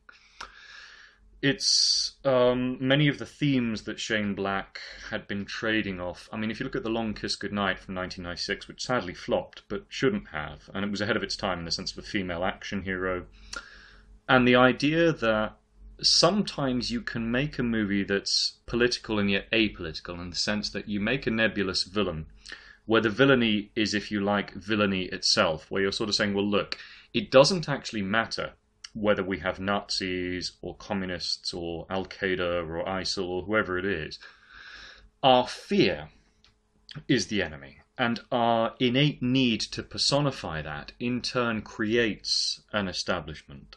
And I think if we look at the political discourse that's gone on, certainly in the UK in the last year, this is where Iron Man 3 becomes very pertinent. The left-wing media, for want of a better term, I don't like generalising like that, but there is a tendency, or there had been a tendency, particularly in the build-up to Brexit, to create this kind of nebulous, almost obsession with the right-wing, or the economics of right-wingism, leading to a quasi-Nazism. And I think a lot of protest voters, who unfortunately ended up giving us Brexit, were very pissed off at the idea of being labelled excessively right-wing and therefore Nazi because they, voted Brexit or whatever it was. And obviously, Iron Man 3 has nothing to do with that specifically. But what I'm trying to say, what I'm saying, if I'm saying anything at all, is that we have this tendency, and Iron Man 3 echoes this at the beginning, so it says we create our own demons. And I think if we look at the media establishment, they need a big bad. And because the media establishment by its very nature is what it has to be, slightly more liberal and leftist, they tend to gravitate to, let's find the next extremist right-wing. That's what you mean by the media, because the printed press is overwhelmingly right-wing. Okay, yes, that's fair enough. But if I'm talking, I suppose if I look for the voice of, on the one hand, reason, because he is a very reasoned commentator and he's very impressive and he's very modulated, but he also is a little bit of an attention seeker and does like to find Nazis under the bed. Well, not actual Nazis, but he loves this idea of an alarmingly rising right wing, which, surprise, surprise, is now happening in reaction to a feeling of its voice being cut off or whatever. The James O'Briens of LBC and people like that. Now, for an American counterpart to that, I think if we look at when America tends to peak in terms of its influence in the world, there is an undoubted feeling that World War II is this beacon of hope insofar as we look back at it and we look at both Britain and America in that, and they have a clear villain that is the ultimate evil, which is Nazism, and you can't say it any other way. It's evil. Subsequent to that, if we look at Vietnam, which is of course where the original Iron Man of the comics is born, things become a little bit more grey, and we go back to the Jack Ryan thing. The world is grey. And there was this desperate need, particularly after 9/11, to find the hand that holds the whip. And what we're only learning now is that even after the death of bin Laden, or even if after we topple Saddam Hussein or Gaddafi or whoever it is, and once again they call this out explicitly in Iron Man 3, it's never enough. Because a movement that's nebulous, the guy who decides to blow something up, he may well be influenced by an ideology, he may well have been brainwashed or influenced by a local cell, but the fact of the matter is, there's no big bad, and there's no one single overarching villain that we can kill, hang up to dry and sort of say, hey, we've beaten the bad guys once and for all, because we will always have an almost desire to recreate that cycle, because it gives us a focus, and it gives particularly a sense of structure to the real villainy in life, which is the fact that there isn't always that structure, there isn't always that sense of purpose. And Iron Man 3, for all of its many flaws and tonal issues and kind of things that it does to comic book lore that maybe it should have, maybe it shouldn't have done, and certainly in quite a derivative way on occasion, it's not always as original or as clever as it thinks. It does nail that very, very well. As a Christmas movie, obviously, its aesthetic is that of Christmas, and I say The Long Kiss Goodnight, some of the lighting schemes quite similar to that, and to Lethal Weapon indeed, although Shane Black didn't direct it, he wrote that. But, so I think it's politically, we talk about, it's called PolitFlix, the podcast at the end of the day, of all the movies, despite Iron Man 1 touching on things like, him being a reformed arms manufacturer, Iron Man 3 is the most explicitly political, I think, of the lot of them. In as far as actually the political element to it for me is the idea that in trying to keep those under your care safe, so in the for Tony Stark, read, I was about to say Tony Blair, but like the British government or something, yeah, and for Pepper, read the British public or the American public or whoever, in trying to keep us safe. And eliminate all risk, you end up imprisoning yourself. You end up imprisoning yourself and denying yourself all your freedoms, because you end up, Tony is surveilling everything, and he's creating suit after suit after suit. It's like a one-sided arms race, effectively. So Tony Stark is the bottomless pit of spending that can do everything humanly to eliminate all risk in life. And where's it led him? It's led him to effectively, it's actually shown as a symptom of post-traumatic stress disorder. The guy is not living. He's got the woman he's meant to be with, and when she goes to bed, he's not there. He's working on something. He's built something like 42 suits or something like that. A suit for every possible eventuality. He's trying to work outside the suit so that he can have the suits all off doing different things without him there. That's the politicism of this film for me. The politicism of this film is Tony Stark, like governments at tough times, is trying to engage in a never-ending war, arms and surveillance race that leaves him and the people he cares about not actually any safer, and actually destroys any sense of calm and safety that they might have, because at no point in this film do he and Pepper feel safe. No.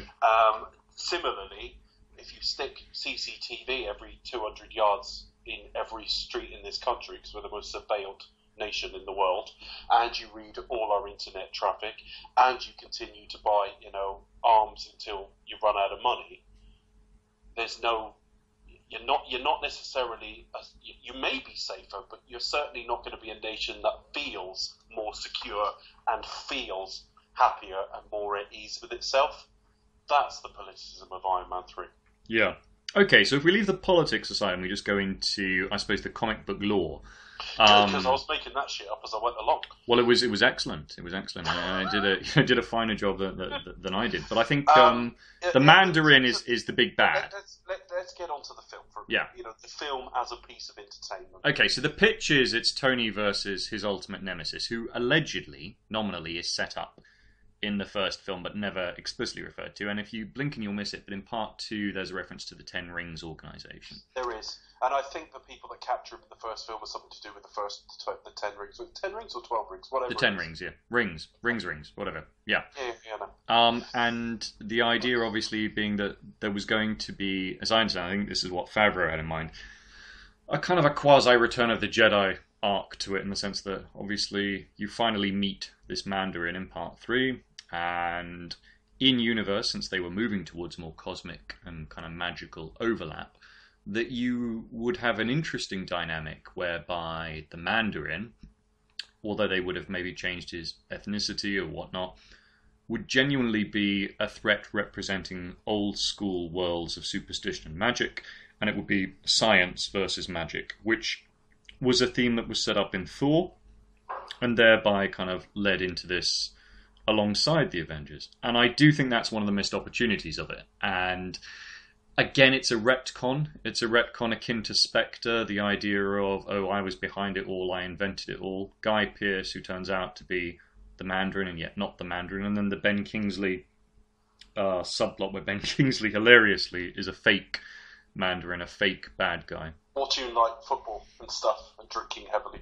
Yeah, and even that they've had to retcon with a sort of a Marvel short, where it turns out that there is a real Mandarin out there who's very upset with having been mucked about and having had his name used when he wasn't happy with it. But I suppose the implication in movie universe is that the moment that Stark met Guy Pearce years and years previously, that was the beginnings of what would ultimately become Stark's redemption arc, because years later, Guy Pearce is the guy behind the Ten Rings who have Stark captured, and quite convoluted if you really do watch it in universe. Yeah, the gist is that he humiliated him on the night of the Millennium.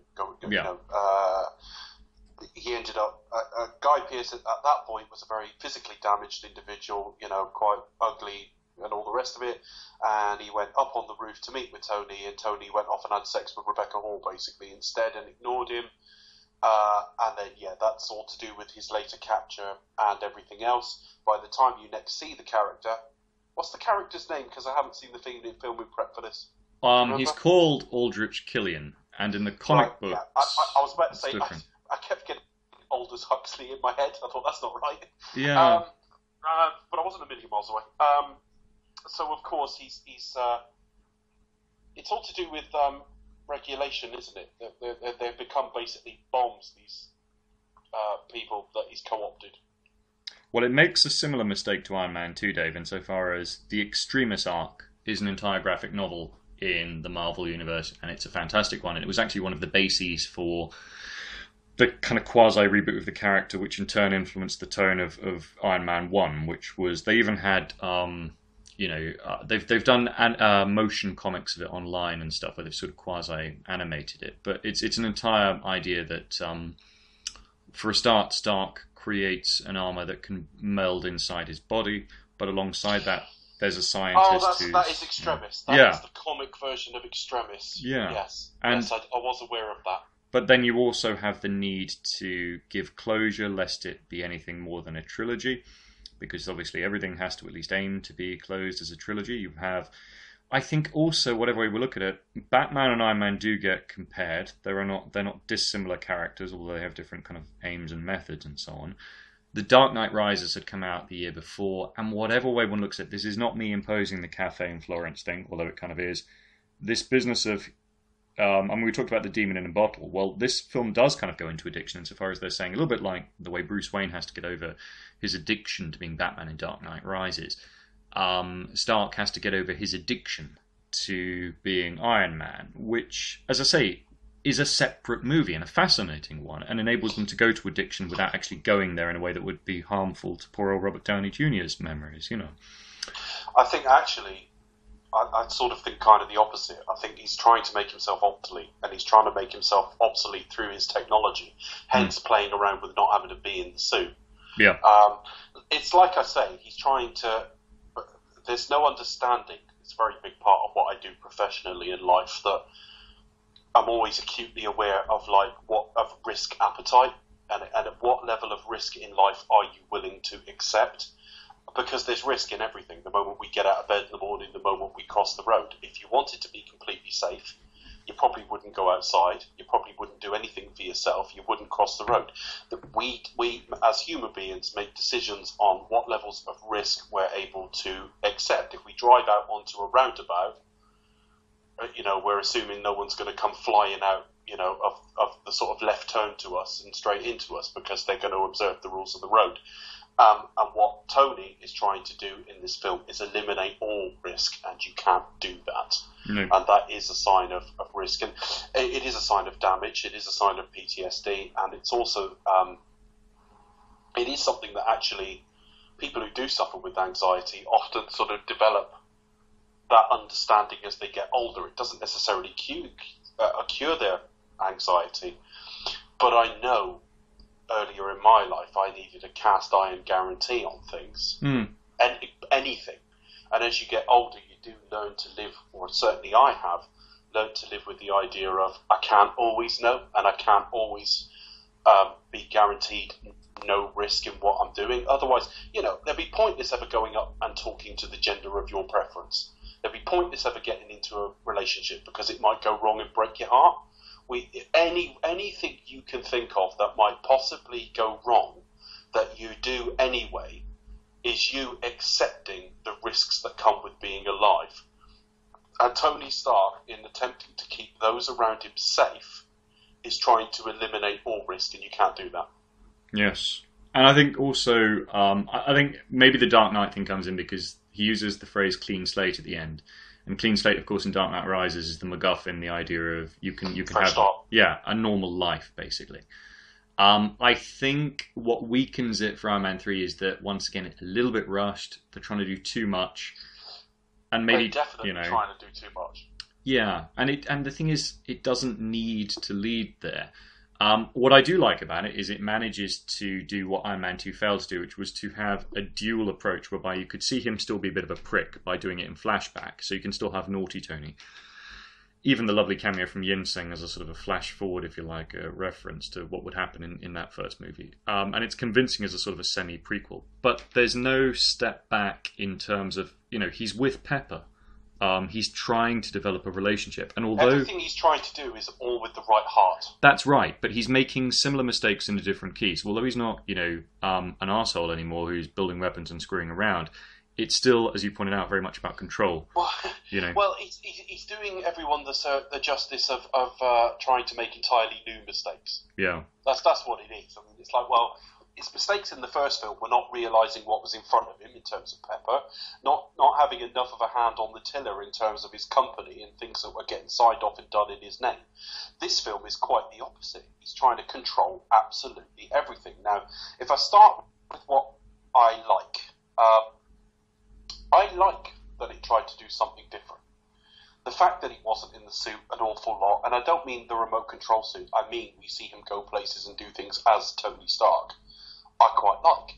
I like the different feel. I've got an antipathy to child actors, but I quite like the child actor in this, who I believe is going to be in Infinity War. So it had positives. I quite like the score. Skipping forward to the end of the film, it's got the best closing credits until we get to Guardians of the Galaxy 2. It's just great. It's just it's really amazing. Great. It's got real energy. It's well cut together. It's got kind of a retro feel to it. It's wonderful. What don't I like about the film? Well, it is overstuffed. I mean, we're focusing on Killian. We're focusing on the Mandarin. We're focusing on Tony and Pepper. We're focusing on his PTSD. We're focusing on him and the kid. We're focusing on these people that are sort of going thermonuclear and exploding. That are basically the extremist program that Killian's running. We're focusing on Pepper trying to run her company. It's far too broad. And the other thing is, I felt they effectively cheapened Iron Man with this film. Now, comic book aficionados have told me in the past, and they have literally told me, I know it's common to say people tell me and they don't, it's just you're aware of the complaint, but I have been told person to person by people when I've said this, oh no, it's exactly like that in the comics, he's got loads of different outfits. Okay, fair enough. As much as I like the idea of one hero version of the suit at a time, because that is him, that is Iron Man, and I don't like there being loads of different versions, I can buy it. But the problem is, so much of that film is him acting outside of the outfit that it cheapens the outfit. What possible tension is there going forward if Tony never needs to be in the outfit? Yeah. You know, when the Avengers are there fighting together on the street in New York, he can be sat via Wi-Fi in LA if he wanted. He didn't, and largely, with the exception of probably Spider-Man: Homecoming, where he does act outside of the outfit a few times. They've largely ignored it. When you see Iron Man, he's in the outfit going forward. But I didn't like it. You had that whole sequence where he's trying to save, I think it's a dozen people, falling out of that plane. And again, it's such a visual metaphor for like the improvement of Tony Stark as a human being, because he's got to get them all to work together. He's got to like focus on everyone as part of this plan. It's not just about him or saving one person. And then you find at the end, when it's hit by a truck, he wasn't in it at all. And then you got that set piece at the end where the suits are being carved through like butter, like they're just a disposable thing. So I didn't like that. And it also felt, after the Avengers, I didn't feel like the Avengers had made a breakout star of Cap, and brought Black Widow to the fore, and brought the Mark Ruffalo Hulk back in, etc., etc. And then their plan for the start of Phase 3 was to kick off with another Iron Man film, and it almost felt like this was a company that wasn't quite sure whether the Avengers was a one-off, whether they could repeat that level of success, because the two films that had been the year before, Cap and Thor, I think had done about 300 million each. I think. That's from memory. Maybe it was more, but that's my memory anyway. But they weren't huge hitters, so the only film they had that was utterly massive was The Avengers. So it was almost like they were, although they tried to do something new because they had Shane Black there, I still felt the whole principle of going back to Tony Stark as a lead was Marvel saying, we're still not completely confident. It took them till a bit further on in this phase. In fact, it took them till the following year to break out some new characters. Yeah, but that is a problem both for fans of the in-universe or comics, but also from, I guess, just a cinema viewer's point of view. I mean, one of the things I kept thinking was, well, the Avengers is a problem because they keep referencing it, and I would have thought that the easiest thing to do with Iron Man 3 would have been to either give an explicit explanation as to why they're not there. And there is an attempt to sort of, they only do superhero business, this is different. But I think either do it as a prequel or somehow explain in more detail as to why they're not there. Because surely the Mandarin's threat is worldwide. You throw in a Hulk or a Captain America for 5 minutes and he's out of the picture. Iron Man should and could have been able to call those guys up. The other thing is his own strategy for dealing with it. I mean, this is a plot hole. I'm sorry to interrupt there, James, but I think if it's a shared universe, I think unfortunately that's on us as the viewers to ignore that. Right. Okay, to a degree. Okay. I mean, and it wasn't a worldwide threat. Once I think that the president got involved, then maybe. Yeah, but then that's the other problem is you have so many threats that are set up. And once again, tonally, there's a little bit of illiteracy because they're trying to set up these quasi-profound, quite dark threats, and it doesn't quite pull it off with the same finesse that the first one does. We were only about a year further on when the Winter Soldier did it better. Yeah, but even that, this is a point that John Campier makes quite well. So it says the problem with Marvel is they've so often killed characters only to bring them back that even if you kill off loads in Infinity War, the dramatic impact of that is almost immediately reduced. I'm not a comic books expert, but that's comics generally, unfortunately, and it's why I don't read a lot of them. My comic book reading tends to be limited to like one-shot series of trade paperbacks. So I love stuff like The Long Halloween. I've always loved The Long Halloween. But I have to ignore what Batman may have been doing before or after, unless I create my own loose continuity. That, you'll read Batman Year 1 and maybe a year into his career you got The Long Halloween and then something else and then maybe Dark Victory. Well, I mean, it's... You can create you can create your own semi-sensible canon that way. But the problem outside of that is comics live in a permanent act too. So you can't really kill people off because they're there to be there in perpetuity. I don't know if it used to happen before this, and probably it did. But the sort of poster boy for this was the death of Superman, which was huge worldwide news at the time. And a year later or so, he was back, and it's made death meaningless. And even this universe fucked it. Bringing Coulson back, it's like, just accept he was killed off in the Avengers, and that was it.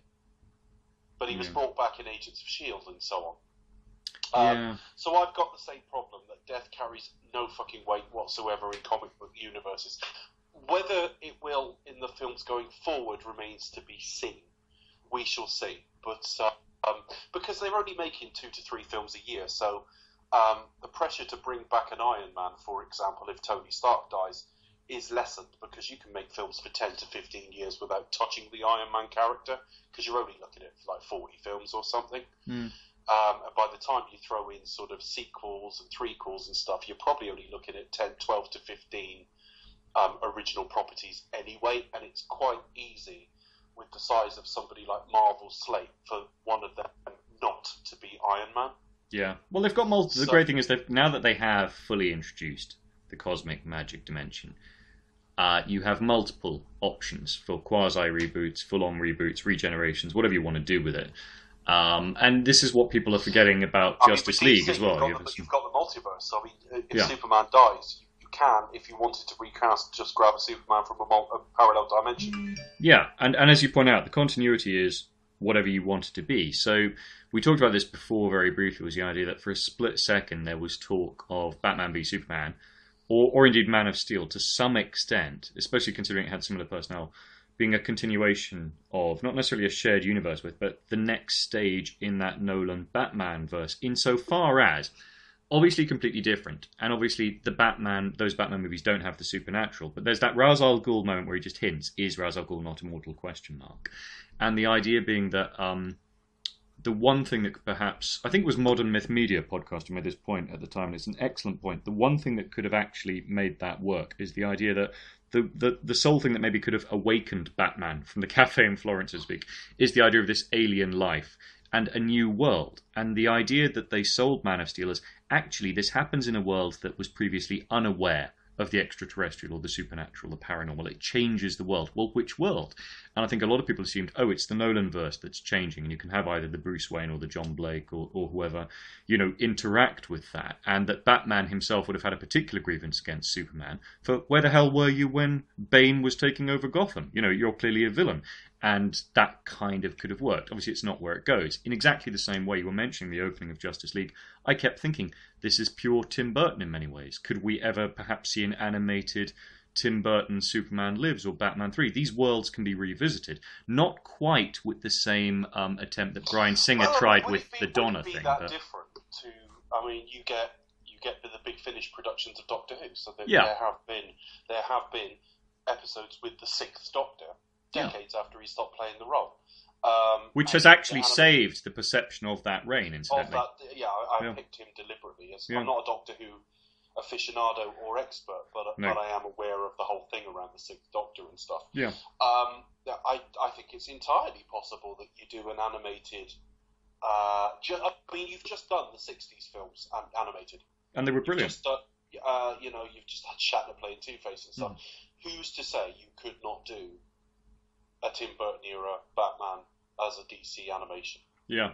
They won't, and I think it's a question of having flavours, but what I'm saying is, in exactly the same way, the Tony Stark character can be remoulded, rebooted, or, as we've discussed with Indiana Jones, and to a lesser extent Bond or Morse or whoever, let's let this guy age and change with that and weather with it. So we're agreed that Iron Man 3, for all of its flaws, is watchable and fun, but what's interesting is that the only place to go after that, considering that it is a pretty definitive end, he has to take a step back. And hence, although we're not doing the Avengers, Age of Ultron, the Tony Stark, just his single part of Age of Ultron, without getting into the whole movie, he is arguably the villain of that movie.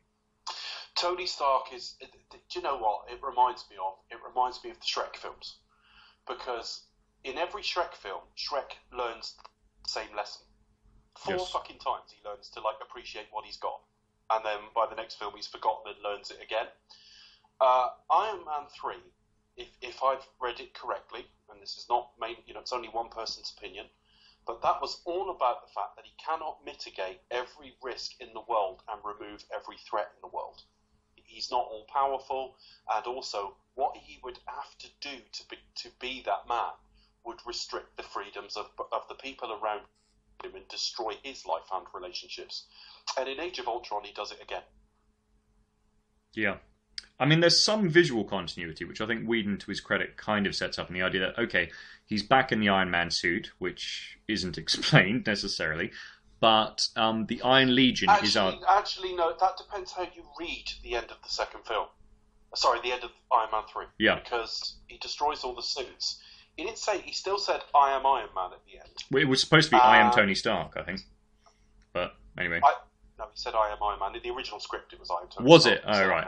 It says I am Iron Man in the final. Interesting. Whether that's different in different versions, George Lucas style, I don't know. But the last time I saw it, that's what it said. Like and if you call up the end credits on YouTube, you get that last scene of the film, and you'll hear him say it. So again, whether there were different versions, I don't know. But there's certainly a version out there, and I think it was the version I saw where his last line is I am Iron Man. I read it that he was still Iron Man. Not that he wouldn't have any suits, but he's no longer got a need for 42 different suits that cover all eventualities. And he had to show Pepper that he got it back in proportion. It wasn't that he was no longer Iron Man at all. Right. Okay, interesting. But just my read. But he has the Iron Legion, which continues the idea of him doing it remotely. Yeah, well, not only that, that's very like Justin Hammer in the second film. Yeah. Whiplash and what he's creating. So I was never overly comfortable with that. No. But there's some sort of... I mean, what's interesting about Age of Ultron is I don't know whether it was because of contractual negotiations or whatever it was. We certainly don't have Natalie Portman, but she never wanted to be there in the first place, without slandering her. She never learns, does she? Yeah, but Gwynny wasn't in it, and I remember feeling that not because of my little association love for Gwynny or women who are. I'm not the biggest Gwyneth Paltrow fan, but I think she's Tony's conscience. I prefer her to be in these films. Yes, good, and even that kind if it is like Spider-Man: Homecoming, where it's a little cameo. Yeah, but I want to know she's in his world. That's right, and the Spencer Tracy kind of Katharine Hepburn riffing was missing from. They've got chemistry. Yeah. And you can see that there's a sort of a real life dynamic to it in the sense that she is so squeaky clean and kind of you can tell that she would want to reform a real life Tony Stark or indeed keep someone like Downey Jr. on the straight and narrow, whilst at the same time being entertained by his talent and slightly roguish charm. Bit of the Han and Leia syndrome again, in that sense. James, you disgust me because you're clearly saying she probably doesn't do anal. And frankly, that's a filthy direction to go in. Well, I think her attention to detail means that she is very, very anal. There's no question. Okay. Just well saved. But yes, I think that Age of Ultron loses a lot of its soul and charm by failing to have enough of a reference to that. And as I say, we're not going to go into that movie in a big way, but what it does set up is Captain America Civil War, in effect, being the Iron Man 4 that we never had. Because what we're seeing... One could watch Captain America Civil War from Tony's perspective. It's as much his movie as it is Cap's. Yes, and it is his story as much. It explains the childhood trauma. It explains why Pepper was away in-universe, and the fact that did have an impact on him. It explains that he is continuing to make the same mistakes, but he is trying frantically to undo those. But the more he tries to undo them, the more he gets sucked back into it. He's also suffering a historic lack of connection. I mean, one of the very first scenes you see in the film is Marvel's now terrifically deployed on many occasions de-aging software, which they've used to a very good effect on Michael Douglas. They've used it on, obviously they've used it on Robert Downey as well. They've also used it on Kurt Russell. So you see sort of the 1980s Robert Downey with his parents, and it's basically something out of Tony's head from the last time he saw them. Yes. And it's very careful not to blame his parents, because in that scene, they're seeking a connection with him, and that he's not letting them in. Yeah. But Tony clearly grew up I was about to say without support, but again, that implies blame on the parents, and I don't mean it like that. But he's never learned to deal with emotional trauma because he's never had any support to do so. He doesn't come from a traditional loving family where they were all close and talked about things. So, coming out of the Battle of New York, we've got a whole phase after that before we get to Civil War. But Tony, at no point during that whole time, has really learned to live with his guilt, his pain, his damage, and everything. And as much as it may be the comic book universe resetting now and again, you could take it as fairly linear, that people do make a bit of progress and then have a bit of a setback and then make a bit of progress again. Yeah. Tony, by Civil War, is still struggling from the events of the last few years, Age of Ultron most specifically, but it could easily have been the events of the first Avengers too. Yeah. I mean, I like Civil War. I think visually it's stunning, and the stuff it does with Iron Man. That scene in the helicopter where he has a change of heart, where he has investigated what's really going on, and the score that they use, and just the reduced version of the armor without making it too much of a thing, and just the little smile he gives to camera. Absolutely beautiful. I think he's aging beautifully in that movie in a way that he wasn't in Age of Ultron. I don't know whether he's had some. Age of Ultron, I might be imagining this, but I thought they either over-darkened or overgrew or over-manicured the goatee or something. Yeah. There was something a bit fake-looking about him in that film, and it's gone back to kind of a bit more natural since. I think it was a makeup issue, to be honest. Yeah, he's aging, but he's aging well. Like we were saying about Harrison Ford, in the sense that, I tell you what, that took me aback when I saw Sherlock Holmes last week. I thought, God, doesn't he young there? Yeah.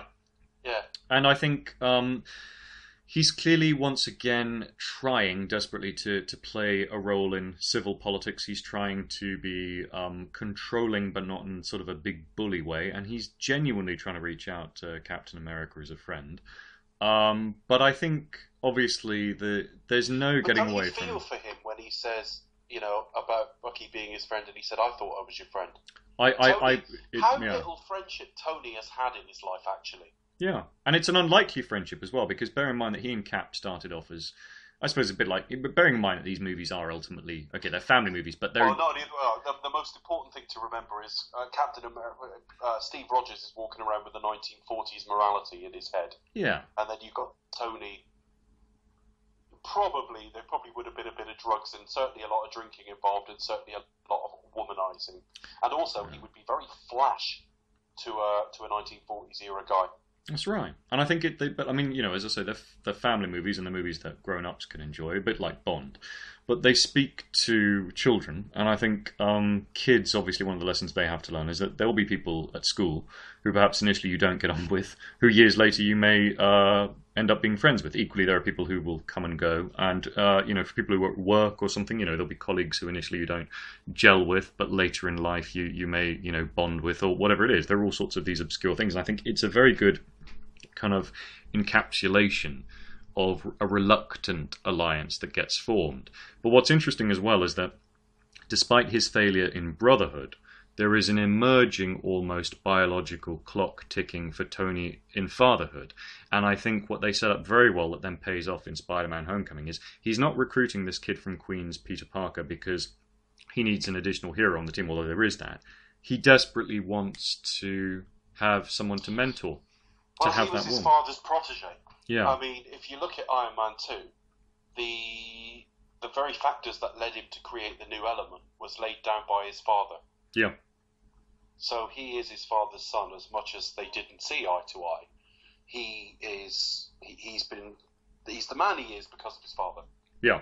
And he learned some lessons the hard way as well. I mean, if he has gone through some post-traumatic stress and all the rest of it, to see a special and talented kid without any of the sort of life experience you believe yourself to have, you're going to want to reach out to them.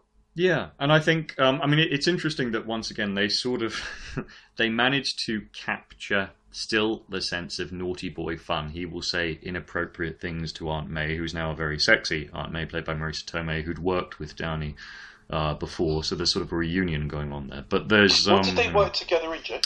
It's a rom-com, I think, called Only You, which is it was Yeah, I generic never saw kind it. of. It was Downey, I think, at one of his less happy phases, 1997. I think he was about to do U.S. Marshals, which by his I've own heard of reckoning it. I is just some, I yeah. haven't seen it. It's And I don't think I think I knew she was in it and didn't know he was in it. it's a perfectly adequate little rom-com. Okay. That doesn't, it's not quite Curtis League. It's the Americans trying to do the sort of the Richard Curtis style thing, which was an entire subgenre, if you like. Because occasionally those things get weird. Because I mean, when you see Ben Affleck, and and basically in Hollywoodland he banged Superman's mum. That's why they go to war. I know. Martha, why did you say that? No, Why did you call out Martha's name? I'll tell you why. I'll tell you what. She loved it. But no, the idea is that they do have a genuine affection and a chemistry. And for a split second, I thought, okay, well, if Pepper is gone for good, if there's no more Pepper Potts, maybe this is the new thing. And to some extent, maybe cleverly, they're not repeating the Uncle Ben thing. So Tony is to some extent the power and responsibility guy. They don't make the mistake of the Andrew Garfield reboots of desperately trying to say power and responsibility without actually saying it. So It's actually very nice as well, and it's a minor thing, and it's a bit of, without getting too heavy here, it's a nice bit of therapy for me as well, in that it's actually quite nice to see a guy you can be a flirt, and quite an outrageous flirt, without being dirty. a nasty womanizer. Yep. And I mean a cheat and all that sort of thing. Yep. And sadly, I've seen far too much of the latter in my life. So actually, to see Stark around Aunt May, Yeah. when nothing's going to happen, he's just like, fucking hell, is actually like, well, that's it. It actually puts back into perspective that is actually perfectly healthy in its place. Yeah, and it's the randomness of it as well, which is pure Downey. The idea of you come home and you just find this guy sitting on your sofa. Well, that is exactly the kind of thing Downey would do. Another guy who does that, is very fond of that sort of thing, is Bill Murray. There are stories of Bill Murray just randomly cropping up in, student accommodation in Scotland, of all places, and doing Things like that. doing the washing up. They actually have quite a similar cadence, actually, Bill Murray and Downey Jr. But so, Spider-Man: Homecoming, obviously, once again, Spider-Man is a separate thing and therefore a separate podcast and separate retrospective. But if we view it once again as arguably the completion, therefore, of the Stark arc, in the sense that this is somebody who is still paying the cost of economic and political decisions he made, because without that you wouldn't have the Michael Keaton villain in it, which is set up by, and I think they make a very interesting political and social point, which is the haves versus the have-nots. It's also the fact that you've been a teacher, and Yes. I remember a teacher saying to me about 3 decades ago that, it's perfectly acceptable and understandable to have pupils that are smarter than you are as a teacher. It's part of life. They don't know as much as you, and you are there to educate and inform them. But it's quite usual to teach people that have stronger raw materials than you. The Tony Stark of the first film was far too egotistical. He was the genius in residence. By the time we get to Homecoming, he's actually saying to Peter, I wanted you to be better than me. Yeah. Which because is... he spots someone who's him, but without all the bomb damage, all the personality disorders, and just a pure sense of promise. And actually can do a lot of stuff out of the suit because his talents are genetic. So that was interesting to me, that Stark's ego has been downsized dramatically through the arc. Yeah, and I think he's a more responsible citizen, and it's an interesting thing, and this is why he's such an excellent... I say this as a teacher. He's a great teacher in that film, because the worst thing that a teacher or a parent can do is impose their agenda. That's where I was going. Yeah. Firstly, you can't make them a mini version of you. You No. will teach people that grow up to be right wing, that grow up to be left wing, that grow Yep. up to all sorts of things that are either better, worse, or indifferently different from you. Yes. But you will also teach people who have the potential to go on to far surpass whatever you've achieved. And if you cannot keep that part of your ego in check, you will never be able to facilitate that, and you will do both of you a disservice. So you have to, and I'm not a teacher, but it seems self-evident to me that you have to let go of a bit of personal vanity and self-regard to be able to do it properly. That's And, right. That's right. and I to mean, be able to do that, he's gone through that. Tony Stark of the first film could not have mentored him no. in the same way that he did in Homecoming. Well, he wouldn't have wanted to. Is the fact of the matter, and I think, I mean, look, the politics of teaching it is a tough one because if we look back at what's happened in the past 20 years, and it's a very good thing that the perception of the profession has gone up more as a profession that has a set of professional standards, and that they are perceived as such, as in akin to a doctor or a lawyer, etc. The difficulty is this. The only way that parity of esteem as a profession and the standards associated with that in a real world way, particularly in the UK, could have been established was to bring in even menial points on which to assess a teacher, because it's almost a given that somebody who's decided to become a teacher either has a lifelong vocation to do it or has a mini vocation to do it and wants to do other things.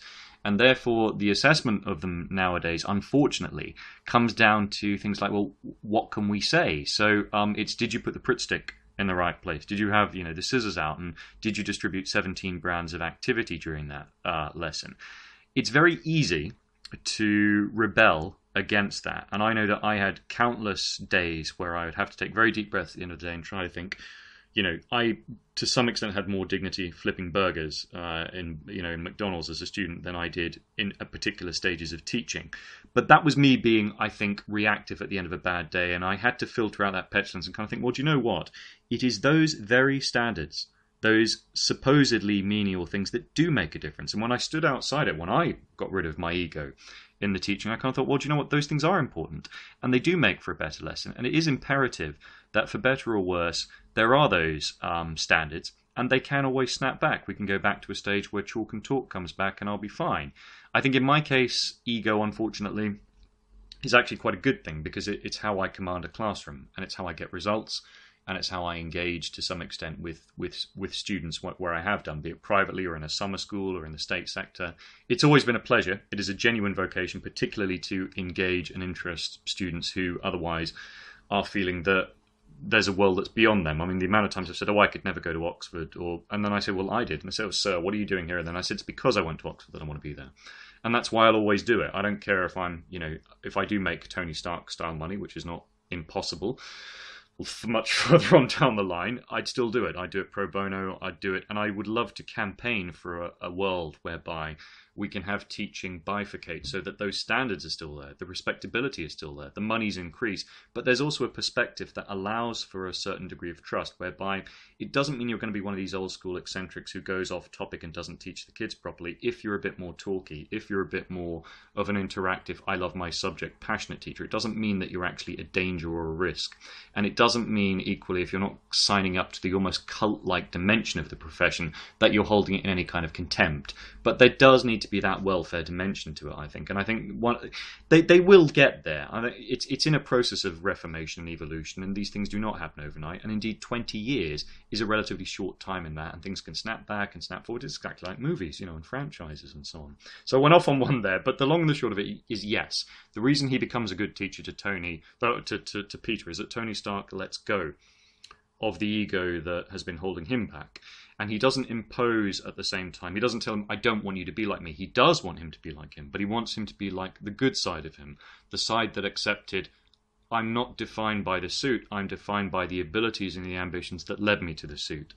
And he manages to encapsulate the lesson that Peter has to learn without spoon-feeding the audience too much. Because if you're nothing without the suit, then you shouldn't be wearing it. And it's such a succinct message, and it's so perfect. And he did that in Iron Man 3, to be fair, so there's some consistency there. Yeah, there's in-universe logic, and there's also a self-contained logic within the movie. But yet again, he's still hilarious. I love the Indian scene, the randomness of he's Skyping him from India, and they're putting the flowers around his neck and stuff. And there is that joke without me. But yes, the payoff that Pepper is back on the scene at the end, and that in effect. Do you know what I was reminded of when I saw that? What? There was an episode of The Simpsons where what's he called? Smithers took a call. Yeah. And he's randomly dancing in a gay club or something. Now we know the character's gay, but even so, it was just randomly that they decided to animate him there doing that at the point where he took the call.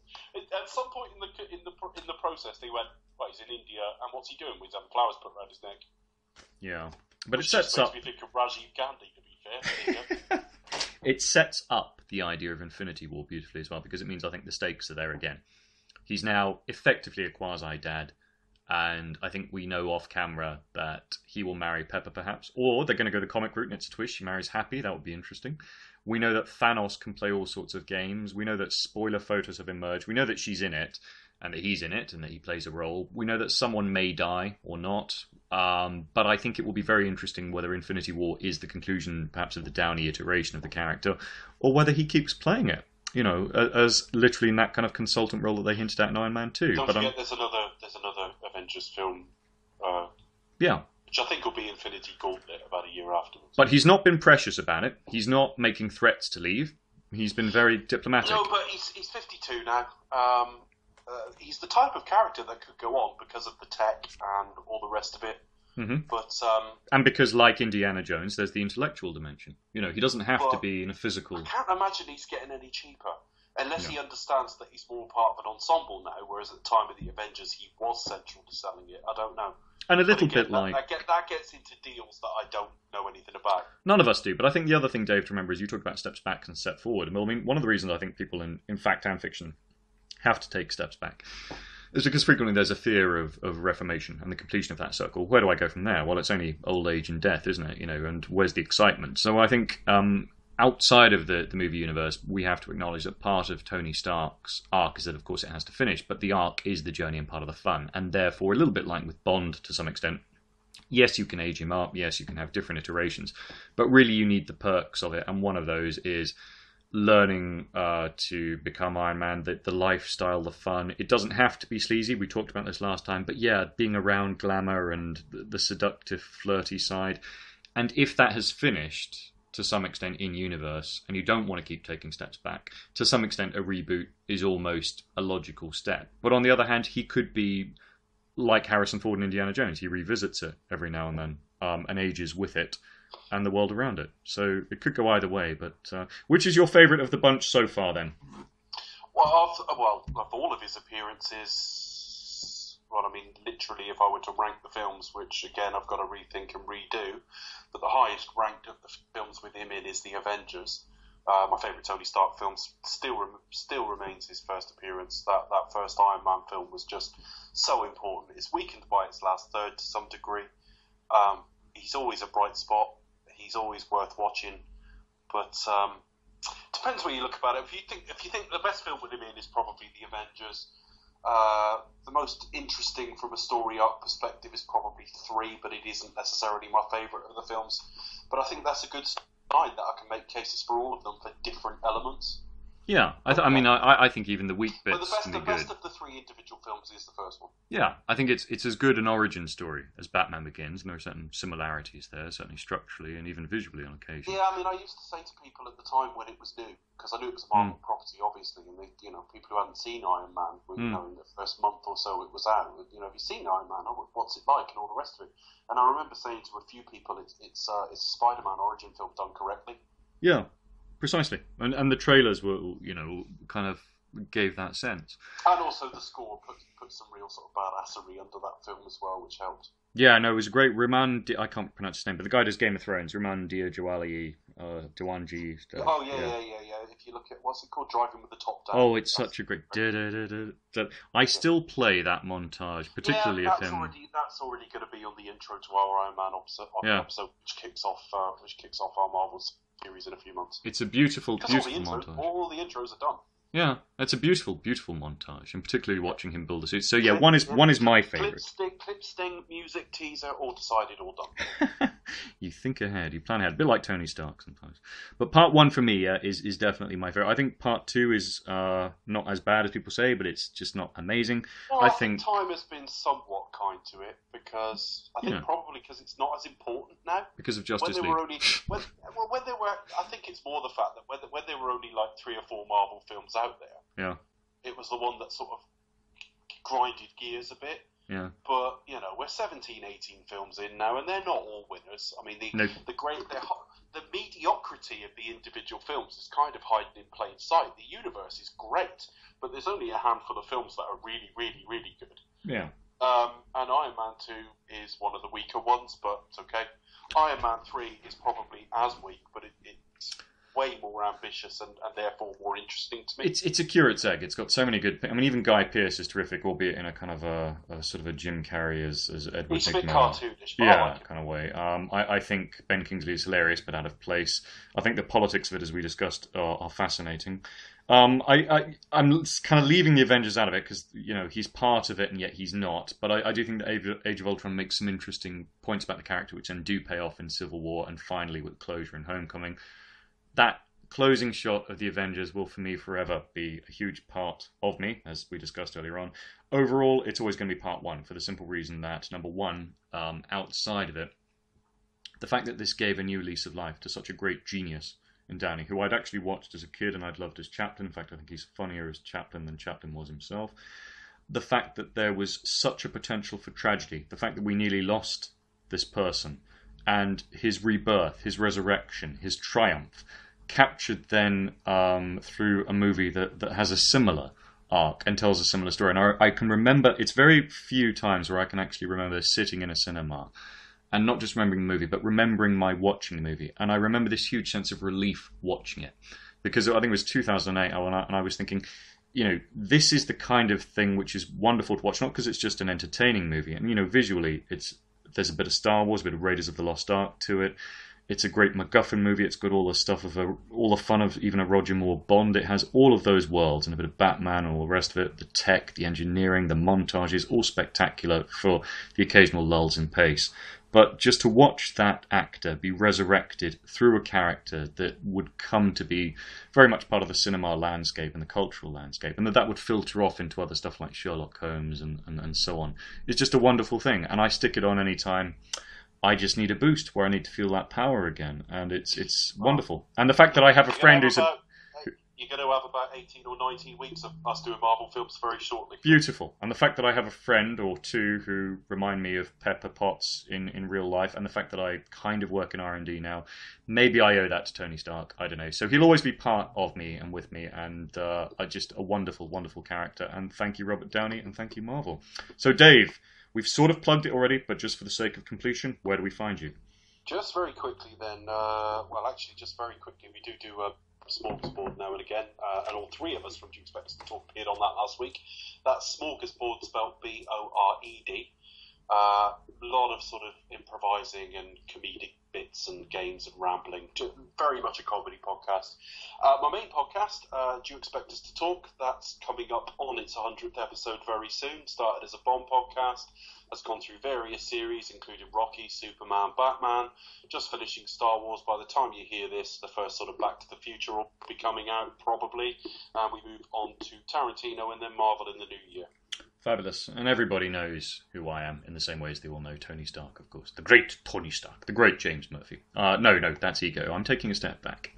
We'll return. Dave and me, we're going to do some conspiracy-style biopics. We've got Nixon, JFK, Edward Snowden. I'm looking forward to that. So until the next time, thank you for listening, and you've been excellent. Take care. Bye now.